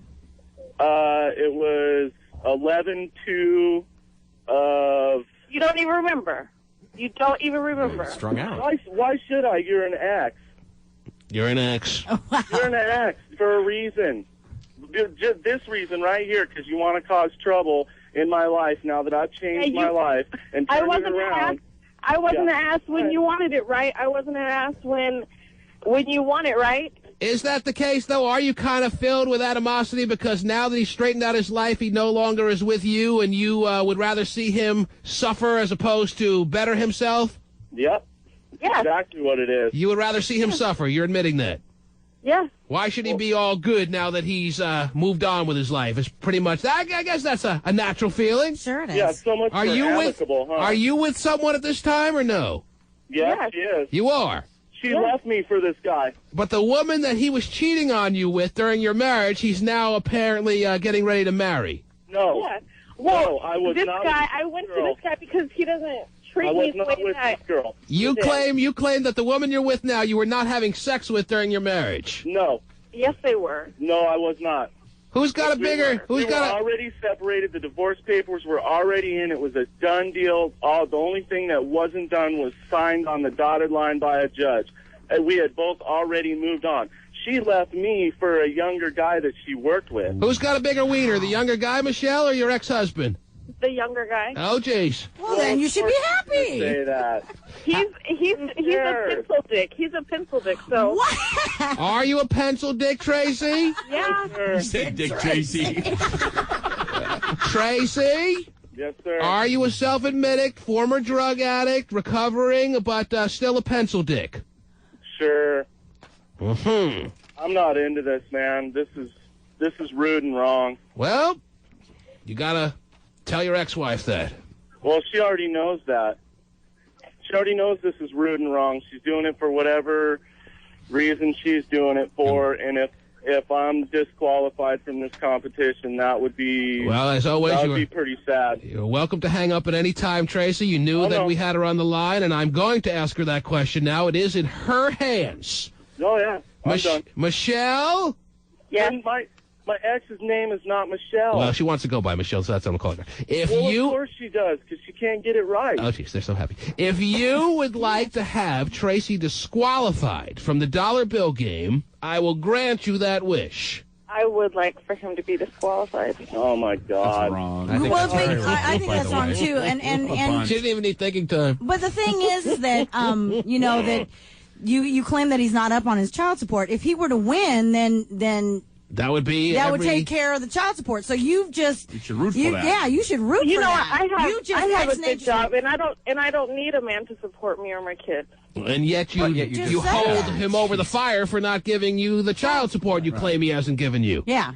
He hasn't. I just don't want him to win. So when it comes down for it, I have her write me a receipt every time I give her money for my child support. When it comes down to it, Michelle, you just want this guy to be as much pain as humanly possible, right or wrong? Yes, correct. Mm-hmm. Wow, that's really adult. Yeah.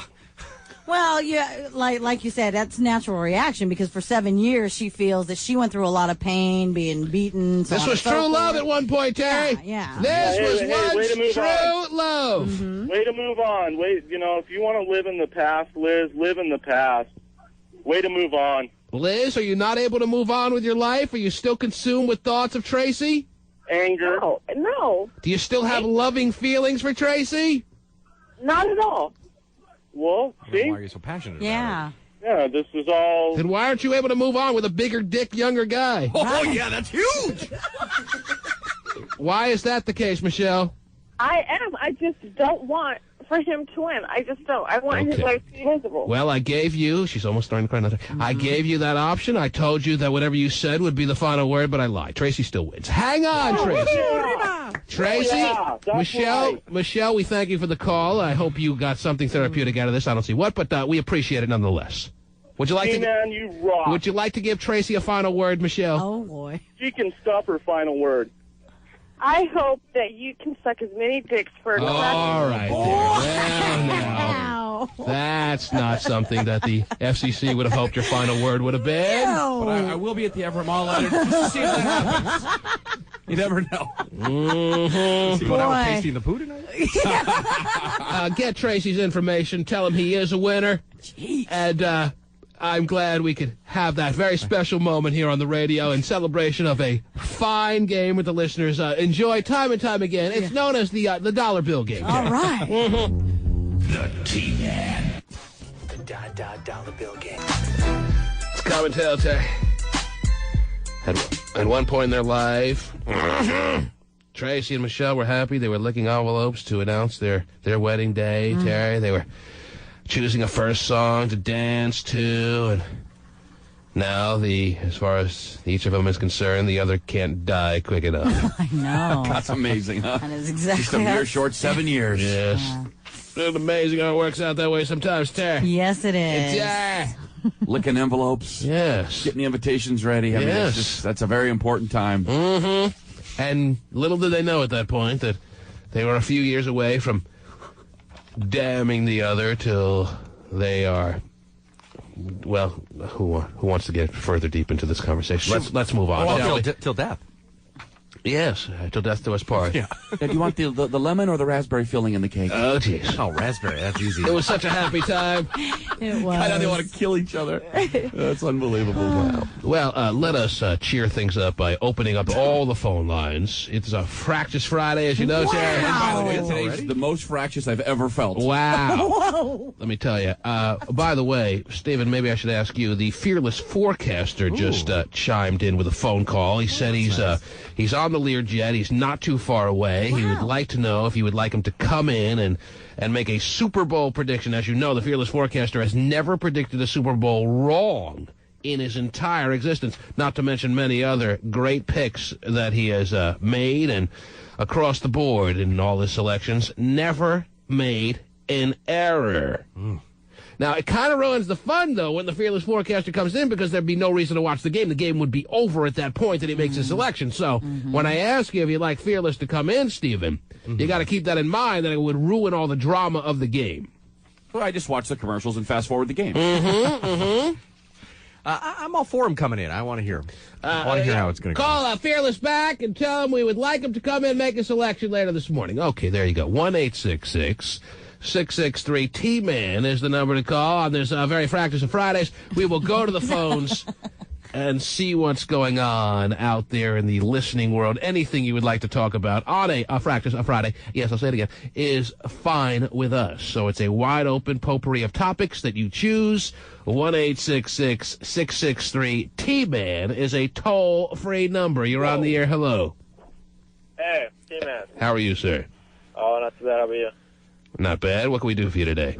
Well, I thought you said that if she wanted him to not win that dollar bill, that Tracy guy, then on her command, you know. Yeah, well, since when do you take me for my word? Come on, sir. That's a rookie mistake. I know. You probably haven't been listening to the show that long. I was just saying that to get her honest reaction, but I never intended to disqualify Tracy. You had your fingers crossed. That's right. Yeah, definitely. All right. Why? You wanted him disqualified? Yeah, definitely. That'd be cool. Why? Why did you want him disqualified? You're a guy. You would think you would take the side of the guy, and Tracy made his side of the story pretty well, at least easy enough to understand to some degree. Maybe you would disagree with a lot of his maneuvers in life, but he was pretty honest about it, I guess one could say. Why are you so against him? Why would you still want him disqualified? Well, I don't know. It didn't sound like he was pretty honest, you know. He said his wedding day was, you know, completely different from what she said. I don't know. Sounds like he's involved with drugs that he probably could have been, you know. So you didn't like the guy? No, you know. And plus, I'd like a chance to win that. He said he wants a chance to win. Because he's got the dollar. No, he wants his key. Right. He had the winning dollar, too, Terry. What we should do is, even though I am not going to waver and I'm going to keep Tracy as a winner, Terry, he gets his key, we should also give Michelle a key so that they can meet each other again at the night where they all stick their keys in to try to start that Hyundai Tiburon, Terry, and let them rekindle the great flame that must still exist somewhere, Terry. Either that or kill each other on the night of the big Hyundai Tiburon giveaway. Yeah, no kidding. That'd be special for everybody. Okay. Yeah. You're on the air. Good morning. Hello. Hello? Yes, you're on the air. Oh, well, you know, since you said the topic was open, let's talk about my Beagles out of Philly, man. I think we're going to pull it off, T-Man. I know what you're saying. New England's got it, but, you know, it's been a long time since my people been there. Mm-hmm. Your people are Philly people? Yeah, I'm like the Weeman. I'm from West Philly, man. Oh, This is the biker boys. And your greatest accomplishment up to now is being known for being a great cream cheese? And that's all you got? Well, it's going to probably stay that way, but Fearless will come in and make the selection that will not be able to be disputed, Terry. My selection, what do I know? Right. Do I know what's going to happen in the game? No. No. No. My selection's usually more wrong than right, but Fearless. Oh, boy. Watch out. He's never been wrong, Terry. I know. It's an amazing situation. People actually fear Fearless because of that, Terry. They don't do any stories on Dateline. They don't give them any coverage on 2020. Right. Because they're afraid the world will somehow get into some kind of chaotic state if the word about Fearless ever gets out there, Terry. I'm the only one willing to talk about him. A blind mute makes good. That's a nice story. It is quite the story. I don't know why it's not well chronicled. But he'll be here later this morning. Yay! Mm-hmm. You're on the air. T-Man. Yes, sir. Turn your radio down. Radio's going down. Yes. I had my own Super Bowl last night. Oh, is that right? What'd you do? Yes, I had the midget and their auntie both. You had what? The midget and the auntie both. What are you trying to say? You had a threesome last night? Yeah, that's right. Oh, yes! I had one hell of a Super Bowl. It was Doritos, chips, and dips and all. Okay, the man's very excited. Yeah, he is. You want us to believe that you had two women last night? That's correct. All right, turn your radio down, dude. If you don't turn your radio down, I'm moving on to the next caller. Okay. It's got to be all the way down. Oh, his friends are trying to hear. Yeah, his friends that told him, hey, call up and try to convince him you had a threesome last night. It's all the way down. Right. All right. So you had two ladies in your life last night. That's correct. Okay. Why don't you tell us about every detail and how it went down? Oh, every detail. Oh, you want the nastiest details. I just want to know how you were able to manipulate a situation where you, one of the geekiest guys I've heard in the past few weeks, was able to arrange a threesome for yourself. Go ahead. Tell us how. I didn't arrange it. They arranged it for themselves. Right, because they needed to make sure it happened with you. They didn't want to take any chances of you not being able to follow the instructions. They made it very, very explicit and specific and made sure that it was made simple for you. So what happened? How did it come about last night? Oh, it just came about. I was just sitting there in my nice pants that I wear, and before I know it, we had a couple beers. So wait a minute. You want us to believe you just met these women last night? Oh, yes, indeed. Mm-hmm. So you were out last night, you're hanging around, your clubs of choice, and you met two women that you took home and had sex with. Actually, I met one. She introduced me to the auntie. Mm-hmm. So that's the way it happened. To the what? What do you call her? The Yancey? I'm sorry? What did you say? She introduced you to who? Oh, she introduced me to her auntie. Her auntie. Her auntie. So you had sex with a woman. You had sex with a woman and her aunt. Yes. All right. And it was that good. All right. So let's go back. Let's go back to where you're hanging out last night. Where are you? What time is it? And what happens next? Let's see. I was downtown at a place called the Knock or something. Okay. You're at the Knock. Yeah. Never heard of the Knock? Never heard of it. Pasty, the Knock? Someplace downtown named the Knock. It was All a right. bar. All right. You're at the Knock, and you're sitting around in your fine attire, and what happens next? Oh, well, what happens next is I buy the lady a drink. The lady tells me simply, hey, what are you doing afterwards? Well, we go ahead, we head back to her place. All right, so you had met her, you had talked to her for how long when you said, what are you doing afterwards? About an hour or two. About an hour or two, you're sitting there talking, she's nursing that one drink, because that's the only one you'll buy her. Right. That's right. And at some point, an hour or two later, she perks up and says, what are you doing after the old club shuts down here? And That's right. And you say what? I say, well, let's go back to your place and have a drink. Mm-hmm. You don't think that was too bold to present? Oh, no, I'm a bold type of person. All right, so she wasn't thrown off by you inviting yourself back to her place. No, not at all. It was exactly what she was thinking, and you picked up on that, so she says, let's do it. You head out, you go to her place, and what happens? Oh, I walk in, I meet your auntie, and in less than 20 minutes before I know it, my pants are coming off, and everything's everywhere. And who's doing most of the damage, her or the auntie? Hey, the auntie was doing most of it, and she just joined in. Mm-hmm. The auntie was doing most of it, is that what he said? Yes. Yeah. And she was just piping in here or there? Yes. Yes. Auntie took control. My whole body just went numb. So did you penetrate both these ladies or what? Oh, yes. How much of an age difference was there between Auntie and the girl you met at the bar? Let's see. Auntie was about 42. The niece was about 21, 22. 21, 22, and 42. 42, somewhere in there. Mm-hmm. Somewhere there. But both of them look pretty goddamn decent. Oh, jeez. Whoa, dude. And where did you finish when you got your first nut out there? Where did that go? Oh, wow. On both their faces? Uh-huh. Yeah, right. Sure did. Yeah, you had enough to spread around, Same here. huh? It didn't stop there. It didn't All stop right. there. That's like... All right, what's your name? What's your name, sir? My name's Sean. Sean. Okay, Sean has told us a story about last night's activities. Not, I'm sure, atypical for Sean. Let me clear some of these phone lines. Unfortunately, people who are waiting, I have to disconnect you. I have to find out if the listeners are completely on board with Sean's story or if they're having trouble out there believing that it happened pretty much the way Sean is describing to us. Mm-hmm. Sort of like a bullcrap caller of the day. Oh, geez. Yeah. Is Sean our bullcrap caller of the day? Stephen? Bullcrap caller of the day. Yes. I got to be the bullcrap caller. Hey, now, today. can I ask a question here? Oh, geez. Terry has a question she would like you to answer. Go ahead. So, did you get the niece's phone number and auntie's phone number for some follow-up action, possibly for the weekend or future? Actually, I got more than I got an address. Well, he was there, Terry. Well, no, I know, but I mean, so he was there, but I'm just saying, Is he going to hook up with them again? Yeah. And can he produce the number? yes. Oh, yeah. All right, turn your radio down. I know it's believing you, and the fact that your radio's up, maybe I'm not even going to go to these calls. You're a waste of time. All right?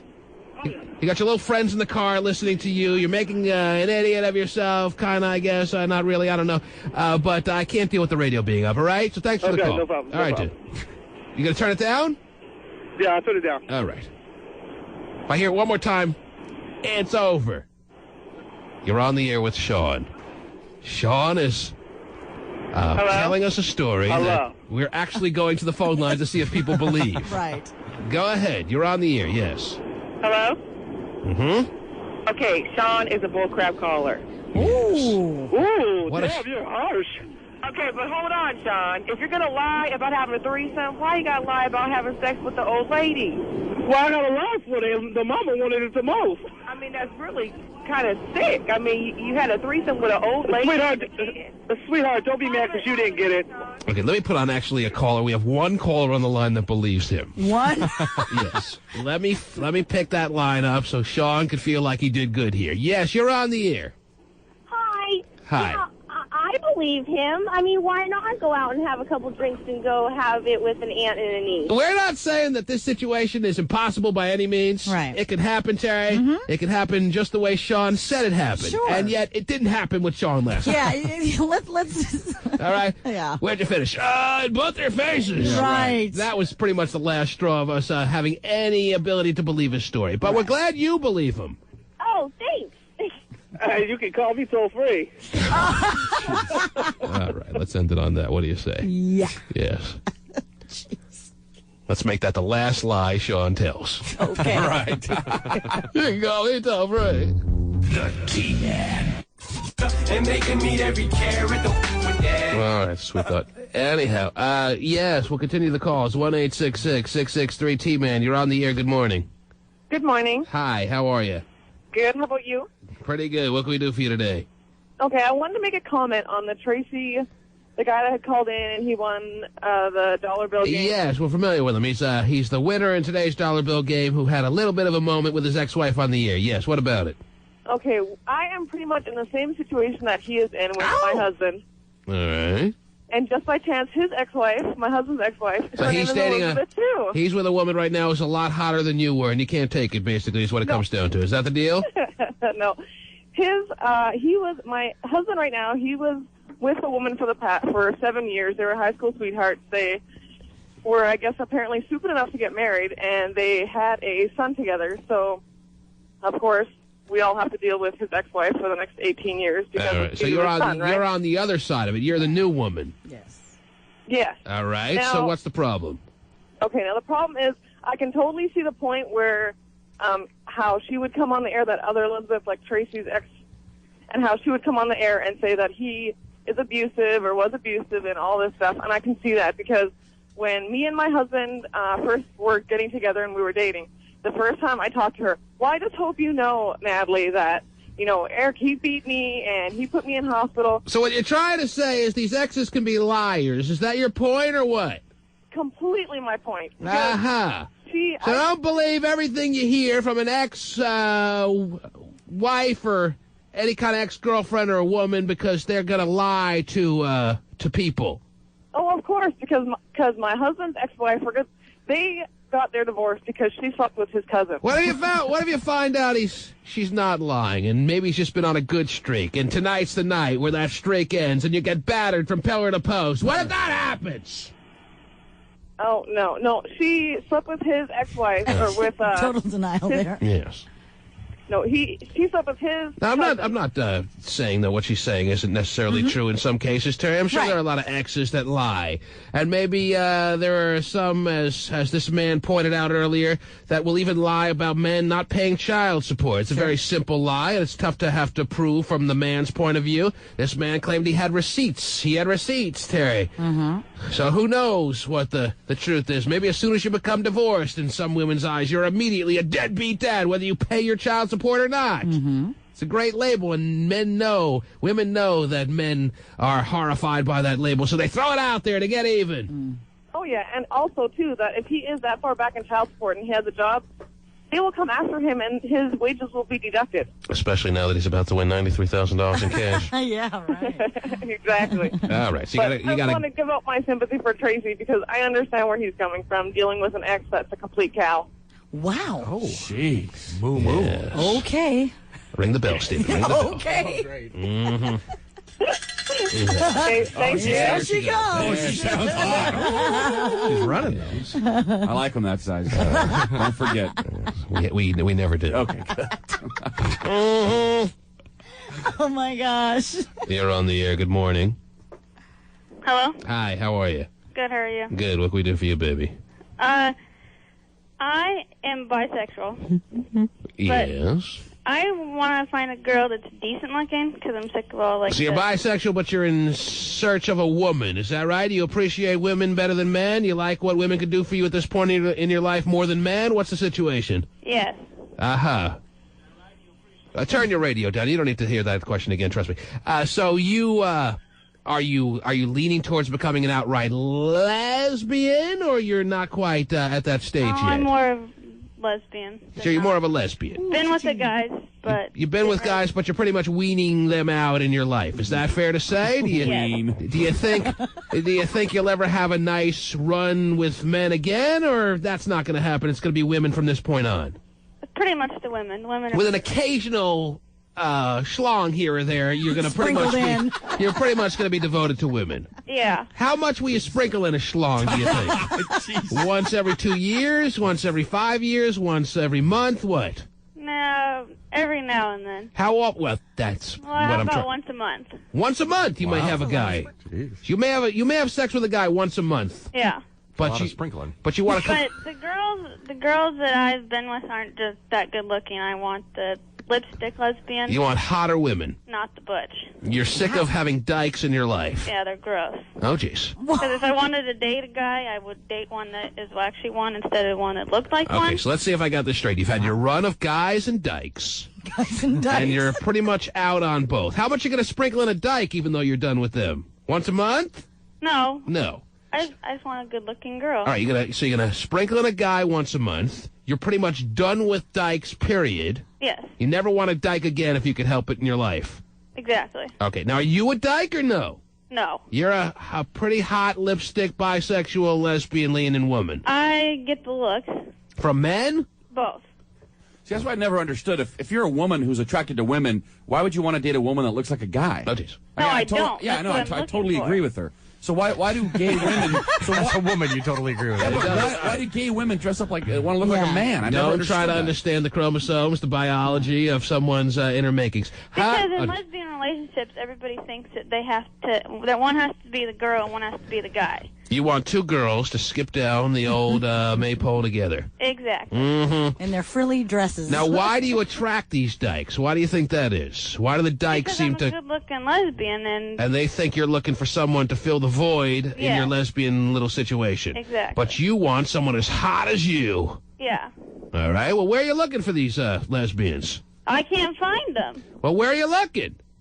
You can't really look because I'm too shy to be like, hey, are you lesbian, you know? Okay, so you need us to help you. You need us to be your broker for lipstick lesbians. I'd like your help. Okay. If possible. You're pretty good at brokering deals, you know. I'm very good. I'm very good. Well, you're the team man. That's right. I keep forgetting that. We need now, there's a bulletin board, little situation, staring every lipstick of the lesbian in the face right now. And if you want to answer this call, the cowbell against Stephen, if you want to answer the bell. Well, that is now what we're looking for. This woman is fed up with you. Skinhead dykes! Wow. So would season tickets to the Storm help or no? Oh, jeez. I go to all the Storm games. They're all dykes. You're not going to find you're not going to find your lipstick lesbian at the Storm games. No, I've been to the clubs. You know, you dance with the girls, but... The men are more feminine at Storm games than the women. Have you been, to the lesbian clubs up on the hill? No, I haven't been there. Oh, jeez. Stephen, you still knocking that bell around? Okay. Well, I put it away because I get tempted to ring it. What kind of fantasies? So why don't you tell these lipstick lesbians what kind of fantasies and what kind of visuals you have about the things you'll do once you find that... Have you ever seen the L Word? Oh, jeez. Excuse me on now? Showtime? Yeah. No, I've missed Terry's that bit of show. I've missed that bit of programming. I just saw an advertisement for it. Oh, of course. You never watch it. It's not on season pass on your TiVo. I don't have TiVo. Oh, jeez. Okay, what about the L Word is going to tell me about what you're looking for? It's because they're good-looking girls that get good-looking girls. Fine. So you're a good-looking girl in search of a good-looking girl, but I'm asking you, once you get that good-looking girl, once you find that lipstick lesbian that you're so much fantasizing about, so much hoping for, what do you see yourself doing with her for the near and maybe even longer term? What do you see happening? I would like a relationship. Okay. Can you be more specific? I want a relationship, and I want someone that's good in bed. Okay, can you be more specific? What do you mean specific? Not What do you specific. wanna know? I'm not talking about oceans here. Specific, when you talk about a lipstick lesbian that's good in bed, what do you need done to you, or what would you hope to do to her, all that fun stuff. Go ahead. Everything. I'm good in bed. I know. Just help me beat off already. Come on! How direct do you have to be with her? No kidding. Figure it out. How hard is it to get a woman to talk? Jeez. I'm sorry. Did I lash out there? A little bit there. I'm trying to ask for, picture yourself in your apartment, okay? And that woman that you're fantasizing about is there with you. It's a nice Saturday lesbonic night. Easy. Sorry. You may not need her after I'll pull my sweats back up now. Sorry about that. You're sitting there on the living room floor, and what do you do with her? Oh, God. What do you do with her? Come on, if you don't know. I'm the romantic type. So you're going to take the reins, or are you going to lay back and who's going to do most of the work? Me. You. You want to do most of the work. Yeah. You want to be the aggressor. Yeah, I'll lay her down and give her a good time. Okay, you lay her down, let her relax while you do all of the heavy lifting. Well, she can't be fat. All right, I didn't mean it. I didn't mean it literally. Okay, good. All right. But you want her to lay back and enjoy. Yes. You're going to be the giver. Yeah. If this is a game of $25,000 pyramid, you're giving, she's receiving those clues. Yes. How old are you? 18. You're only 18. Are you sure you're ready to be the giver in a lesbonic, loving relationship? Definitely. You don't need more seasoning, more experience? No. Have you ever had anywhere close to a lipstick lesbian? Yes. But you're having a hard time finding a special new one for you now. Well, I had one. She went back down to SDU. She goes down to school in California. Mm-hmm. She abandoned you. Oh. Yeah, but, you know.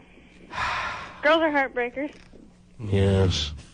Don't you know it? I mean, I know it. I mean, you know it. Okay, hang on. Are you looking for somebody around your age or much older or? A little bit older, more experienced. Harry, just ask her out. Jeez, get it over with. Why don't we go to the phone lines? Terry, would you like that time?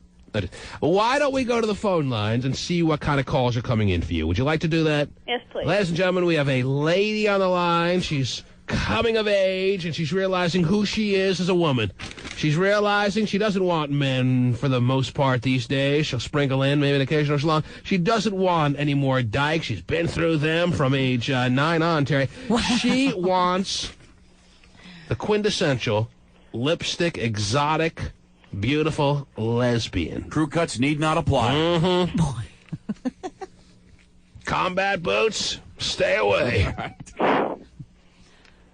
Even Tim's, keep off the lines. No Harley riders. Mm-hmm. Exactly. Let's see what kind of calls are coming in for you. Okay, what is your name? This is Katie. All right, Katie, hang on. Let's see what we got here. You're on the air. Hello. Hey, how's it going? Wow, that sounds like a lipstick No lesbian. dykes, ma'am. She'd be perfect for it. Yeah, no I don't kidding. believe this chick at all. I think she's making it up as she goes.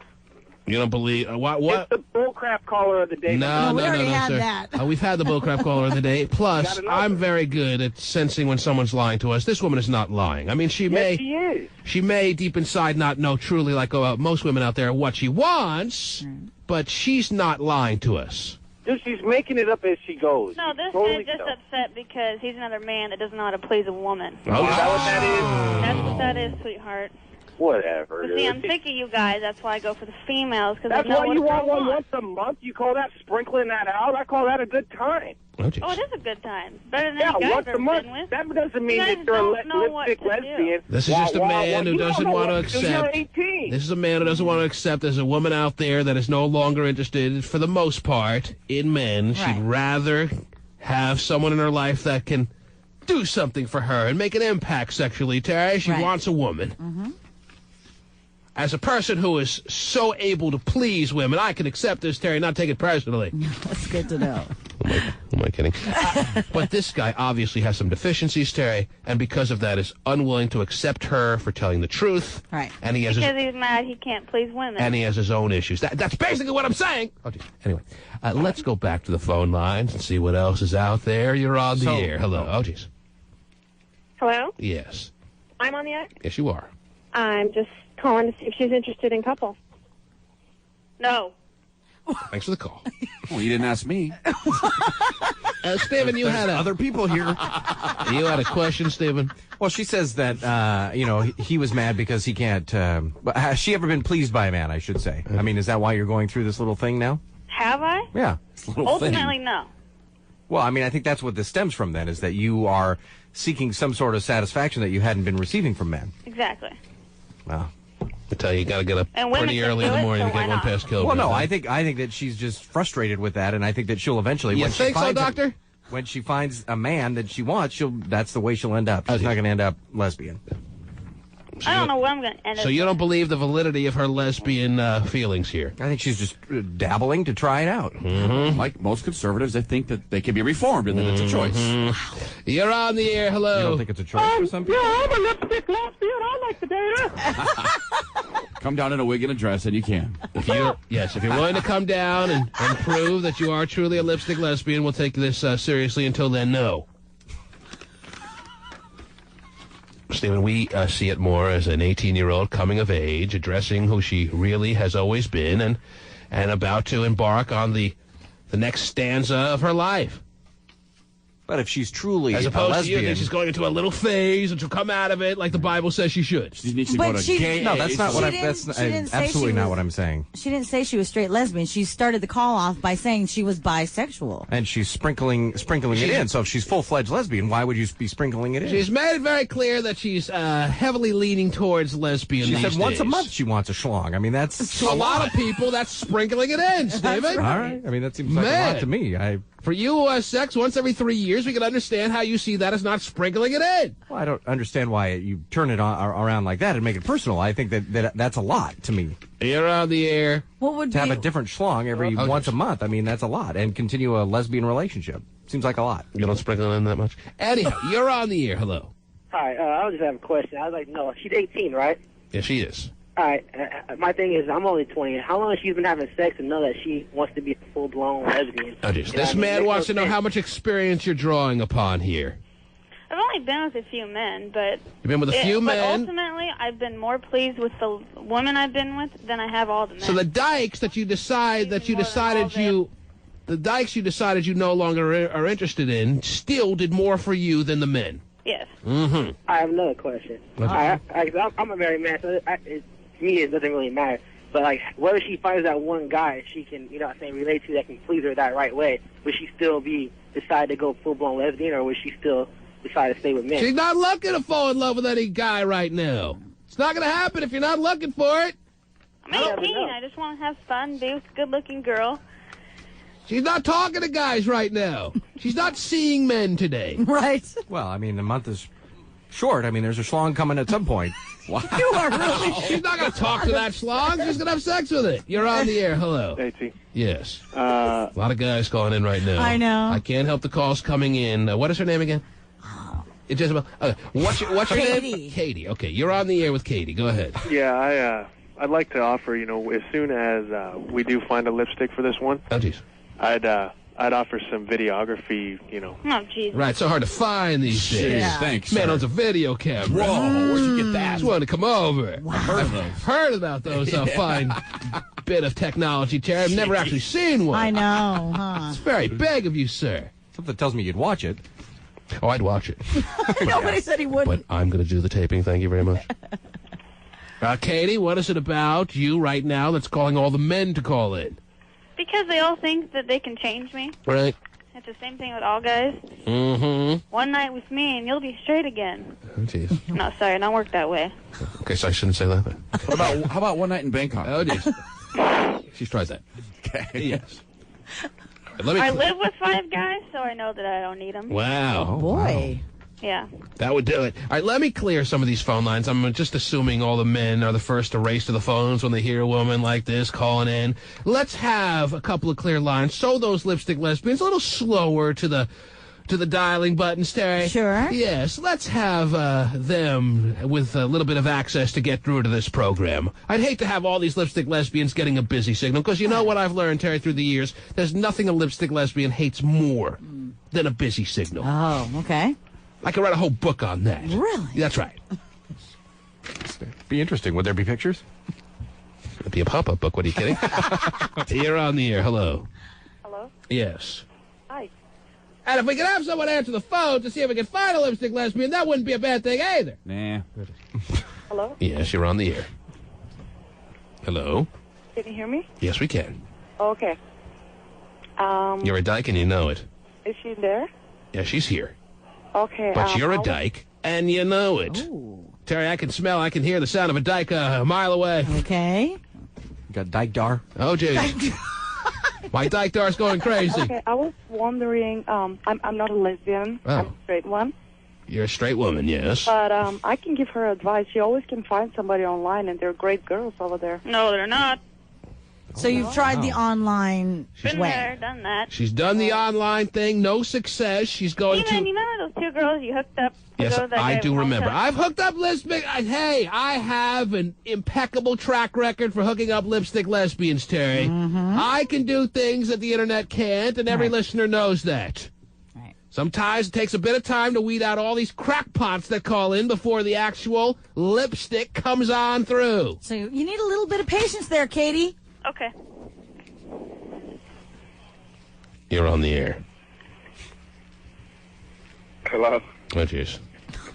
Hey, go ahead, Katie, do your thing and, find out what you really like in life. But I think later on in life you might decide that, it wasn't for you because you're still young. Maybe. You're on the air. Hello. Yeah. You're young and stupid. You don't get it yet. Yeah. You're on the air. Hello. Hello? Yes. Hello? Yes. Hi.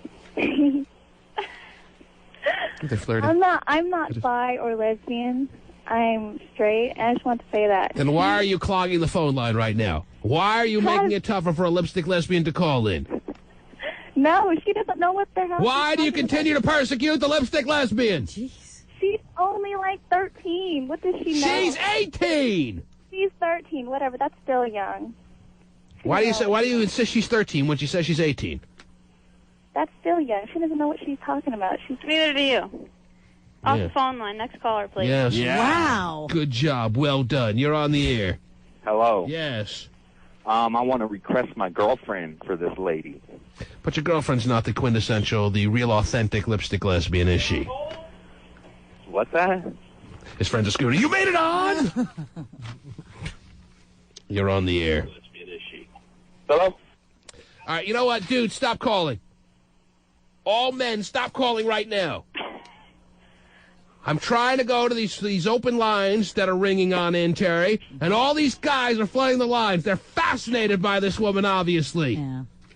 All right, I'll put my phone down. You're on the air.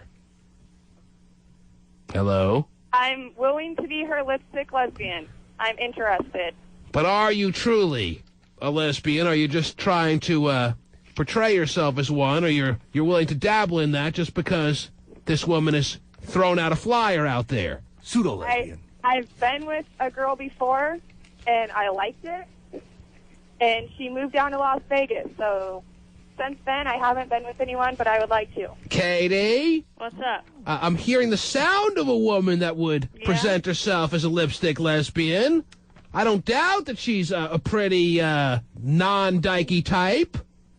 It doesn't sound like it. How does this caller grab you? What does she look like? I'm 5'7", 120 pounds, dark hair, dark eyes.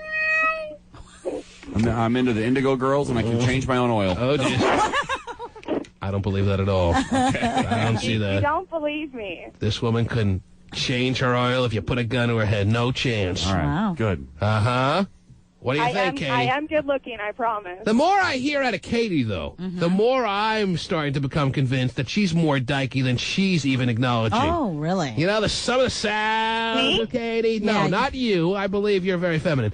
Katie, I think, better start acknowledging that she's the dyke that she's so... Oh, no. That she so much despises out there, Terry. No. Katie, I'm hearing it.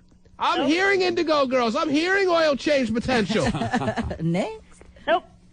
Sorry. Well, I think you better start recognizing that over the next couple of months that may be the case. But anyhow, in the meantime, what do you think of this call? Do you guys want to mate? Okay, great. Sounds great. What else do we need to do? Anything else? Exchange numbers? What? Yeah. She's perfect for you. She wants you. She's going to do all the work. All right, caller? That's fine with me. Yes. How old are you, caller? 18. You're both 18. Where are you from? Oh, perfect. I'm from Puyallup. Oh, Jesus. Oh, Not far away. What's wrong with that, Katie? Well, that's fine, but I live in Issaquah. Oh, that's kind of far, but I'm willing to do it. Man, the miles they must travel. I know. You may even have to buy a bus ticket. What do you want from me, Katie? I have to find someone in Issaquah now? You can find someone close, but I'm I'm not going to spend all day with this. No, This I woman know. sounds fine. All right? Hang on. All right, you dyke? Hang on. Okay. Wow. If it's important to you, then that would work. Never happy. Picky. Never satisfied. Greedy lesbians. Mm-hmm. Just like my mama told me they would be. But you can't deny, Terry, once again, satisfying the lesbian community like no one ever could. Very good. It's the T-Man in the morning. Yeah. How don't you know? Yeah. Mm-hmm. So what time will we be in Issaquah later? Oh. Well, we'll find out if they're going to meet in the middle. I don't know. Okay, good. Yes. The T-Man. Cube 93. What's up, Seattle? Here's what's up. Check out UNW's women's basketball take on Oregon State Thursday, February 10th at B of A Arena. First 100 students in purple pick up an exclusive Cube 93 UW Pepsi Mix CD. Game time's at 7. Go! You know what's in for shizzle. Jerry, this is very predictable. But now that we have settled things with the lipstick lesbians and they have agreed to meet each other, the phone lines have been kind of relaxed, if you will, and now all the lipstick lesbians from across the state are calling in trying to see if they can get a hold of Katie. Too late. Missed out, people. You guys got to become faster dialers for future purposes. Call right when you see the signal in the air. That's right. As soon as you get that scent, you got to be running to the phone and not letting these men who have just a little bit of animosity and or curiosity beat you into the phone lines. All right? 73 phone lines have been established for all purposes. Yes. But instead of taking those calls from these tardy lipstick lesbians, nothing more frustrating than a tardy lipstick lesbian, as you know. Right. We have, of course, by request, on the biggest sporting event of the year weekend, Terry, isn't it our honor to be joined here? Oh, there he is, walking through the door. Doesn't he look handsome, Terry? Sure He does. gets Better than looking ever. all the time. He's the fearless forecaster. And ladies and gentlemen, after this blind deaf mute makes his prediction, there's no need to watch the game. As was talked about earlier, you can fast forward through the boring game and just go right to the commercials like TiVo was invented for. And you'll know who the winner is on the Friday before the Super Bowl, when the players can't even tell you who the winner is, Terry. When the owners of the teams, when the broadcasters, when these so-called experts can't even come close to predicting who's going to win this game, there's one person who can. There's one person who has a track record that has not a blemish on it. Jerry, when it comes down to Super Bowls, there's been 39 of them. This one will be number 39. There's been 38 before it. He's predicted all 38 correct. 100% on the money. There's been how many presidents now? Good, 40, 50 presidents? He's predicted every election before the votes were even beginning to be tallied. Terry, when you talk about NBA championships, this man has had no trouble telling you before the season even begins who the NBA champion is going to be. Before the first round ball is rolled down the little hardwood floor. He knows. I don't know how he does it, Terry. It's some gift he was given. He wishes he could tell you about it, but he's a blind deaf mute, and he really has nothing to say. The only way we communicate with the fearless forecaster is through his blinking. I have taken many a class on being able to translate the blinking, and I can do it for you. And have done it, and have relayed a lot of his predictions that have only been 100% accurate and true predictions from the day he walked through that door many years ago. And he's in such demand now for predictions that I am honored that he still comes to our door, Terry, when so many requests are thrown on his desk. What's that, fearless? Oh, you'll always be true to us because we were true to you and no one believed you. I understand. That's the kind of loyalty I appreciate, Terry. And that's why me and the Fourless Fearcaster, we have always gotten along. Our families get along, Terry. We're actually going out for a blind deaf mute dinner this weekend. Wow, nice. And the Fearless Forecaster, well, he doesn't watch the game, but if he did, he would be invited to my home to watch the game himself. But there's no reason. He gets no enjoyment out of sports because he knows the winner before it even happens. Right. That must be tough, though. He doesn't welcome this gift he has. He doesn't even enjoy this gift he has. As a matter of fact, you would think this gift is something you would all want. He would give it to you in a second. Wouldn't you, Fearless? What? Oh, no? Tell them to keep their nasty hands to themselves? Okay. All right. But he doesn't use it for evil. That's good. Stephen, it's only a matter of time, and I've talked to the Fearless Forecaster many an afternoon about this, and sooner or later I'll be able to convince him to use it on nothing but evil. But until then, he shares his prognostications, his unbelievable foresight, and his predictions with us on a very friendly basis. So, Fearless, I ask you to sit down. Take that seat right there. Are you comfortable in that chair? Oh, goody.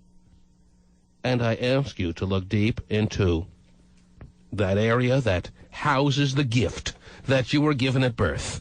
And I ask you to tell me before this Super Bowl even begins who the winner of Super Bowl 39 will be.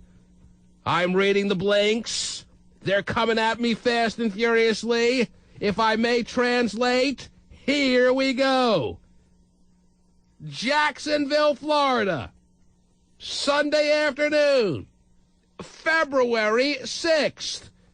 It will be your Philadelphia Eagles going up against your New England Patriots, and for your... The blink stopped. There they go. Philadelphia Eagles, that's... a loss! The Fearless Forecaster.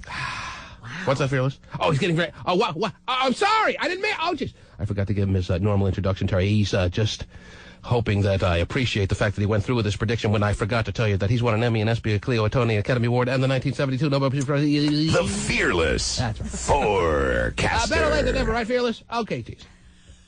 Wow, how about that, Terry? Yes. Fearless. Really giving us information that I wish I didn't have at this point, Terry, because now why even watch the game? I know. Probably a lot of Eagles fans that spend a lot of money on tickets that wish they wouldn't at this point. I guess it's just reruns of Queer Eye for the Straight Guy for me on Sunday, Terry. Because there's nothing else to watch on TV on Sunday if you're not going to watch the Super Bowl, and why watch it when you know that the Patriots are going to win? Yeah. Fearless, nonetheless, I am sorry that I didn't introduce you the way you often demand to be introduced, and I hope you accept that apology, but I appreciate the prediction nonetheless. Pasty will show you out to your limo. Thanks very much for the call. Oh, just stop that. Yeah. There he goes. Ladies and gentlemen, a living legend. Wow. Such an honor to have him here. I like his cologne this time. Yes. Was he wearing a sweater? No. No. But thanks for asking. Just wondered. Does that kind of do it for you, a guy in a sweater, Stephen? I just wonder. I don't know. I'm always up here. I never get to see him. Mm-hmm. I don't know what kind of clothes he wears. Well, would you like me to send the blind deaf mute up to you, Stephen? Is that what you want? That'd be nice. He says no. He was furiously blinking that answer. He's trying to cut back. Yes. Or Stephen Gilbreth, that's a loss. That's right. But the problem is he can still smell Stephen. The Fearless Forecaster. He asked you to make a prediction on how soon he'll be up there, Stephen. You got nothing? Well, I don't think it's going to be very soon. That is never said. The Fearless Forecaster. That's right, you're... The T-Man. T-Man in the morning here, taking a little time off from the busy schedule. Hope you enjoy the best of T-Man. I'm being Mr. Dad, Mr. Mom, Mr. Everything. Don't you know right now, and I'll be back soon. And when we return, we're going to load up a plane. We're going to head listeners and ourselves down to Vegas to celebrate. Yes, we're going to celebrate. What are you thinking? Baby. Oh, jeez. Easy now. Yeah, T-Man here. Hanging out for a few weeks, being a daddy, just easy now. Oh, Lord. Spit over here. Yeah, I'll be back in a few weeks. I'm going to take people out there in the listening audience to Vegas to celebrate this little bundle of joy. Stop crying! I'm taking some time off to be Mr. Mom, Mr. Dad, Mr. Universe, Mr. Everything. I don't, you know. But when we get back, shouldn't we do it in style? Shouldn't we load up a party plane and head on down to Vegas, run wild through the casino, smash through the strip joints, and maybe even drink a pina colada by the pool? Mm-hmm. It's the T-Man's party plane to Vegas, baby! It's never happened before. Trust me. It'll never happen again. But it's happening now. Who's going to be on the party plane to Vegas? We're going to fill that bitch up with listeners. Be sure to be listening so you can qualify for the trip so we can be at the crap tables together. Give me a heartache, give me a heartache, give me a heartache, give me a heartache, give me a heartache, give me a heartache. 7 out.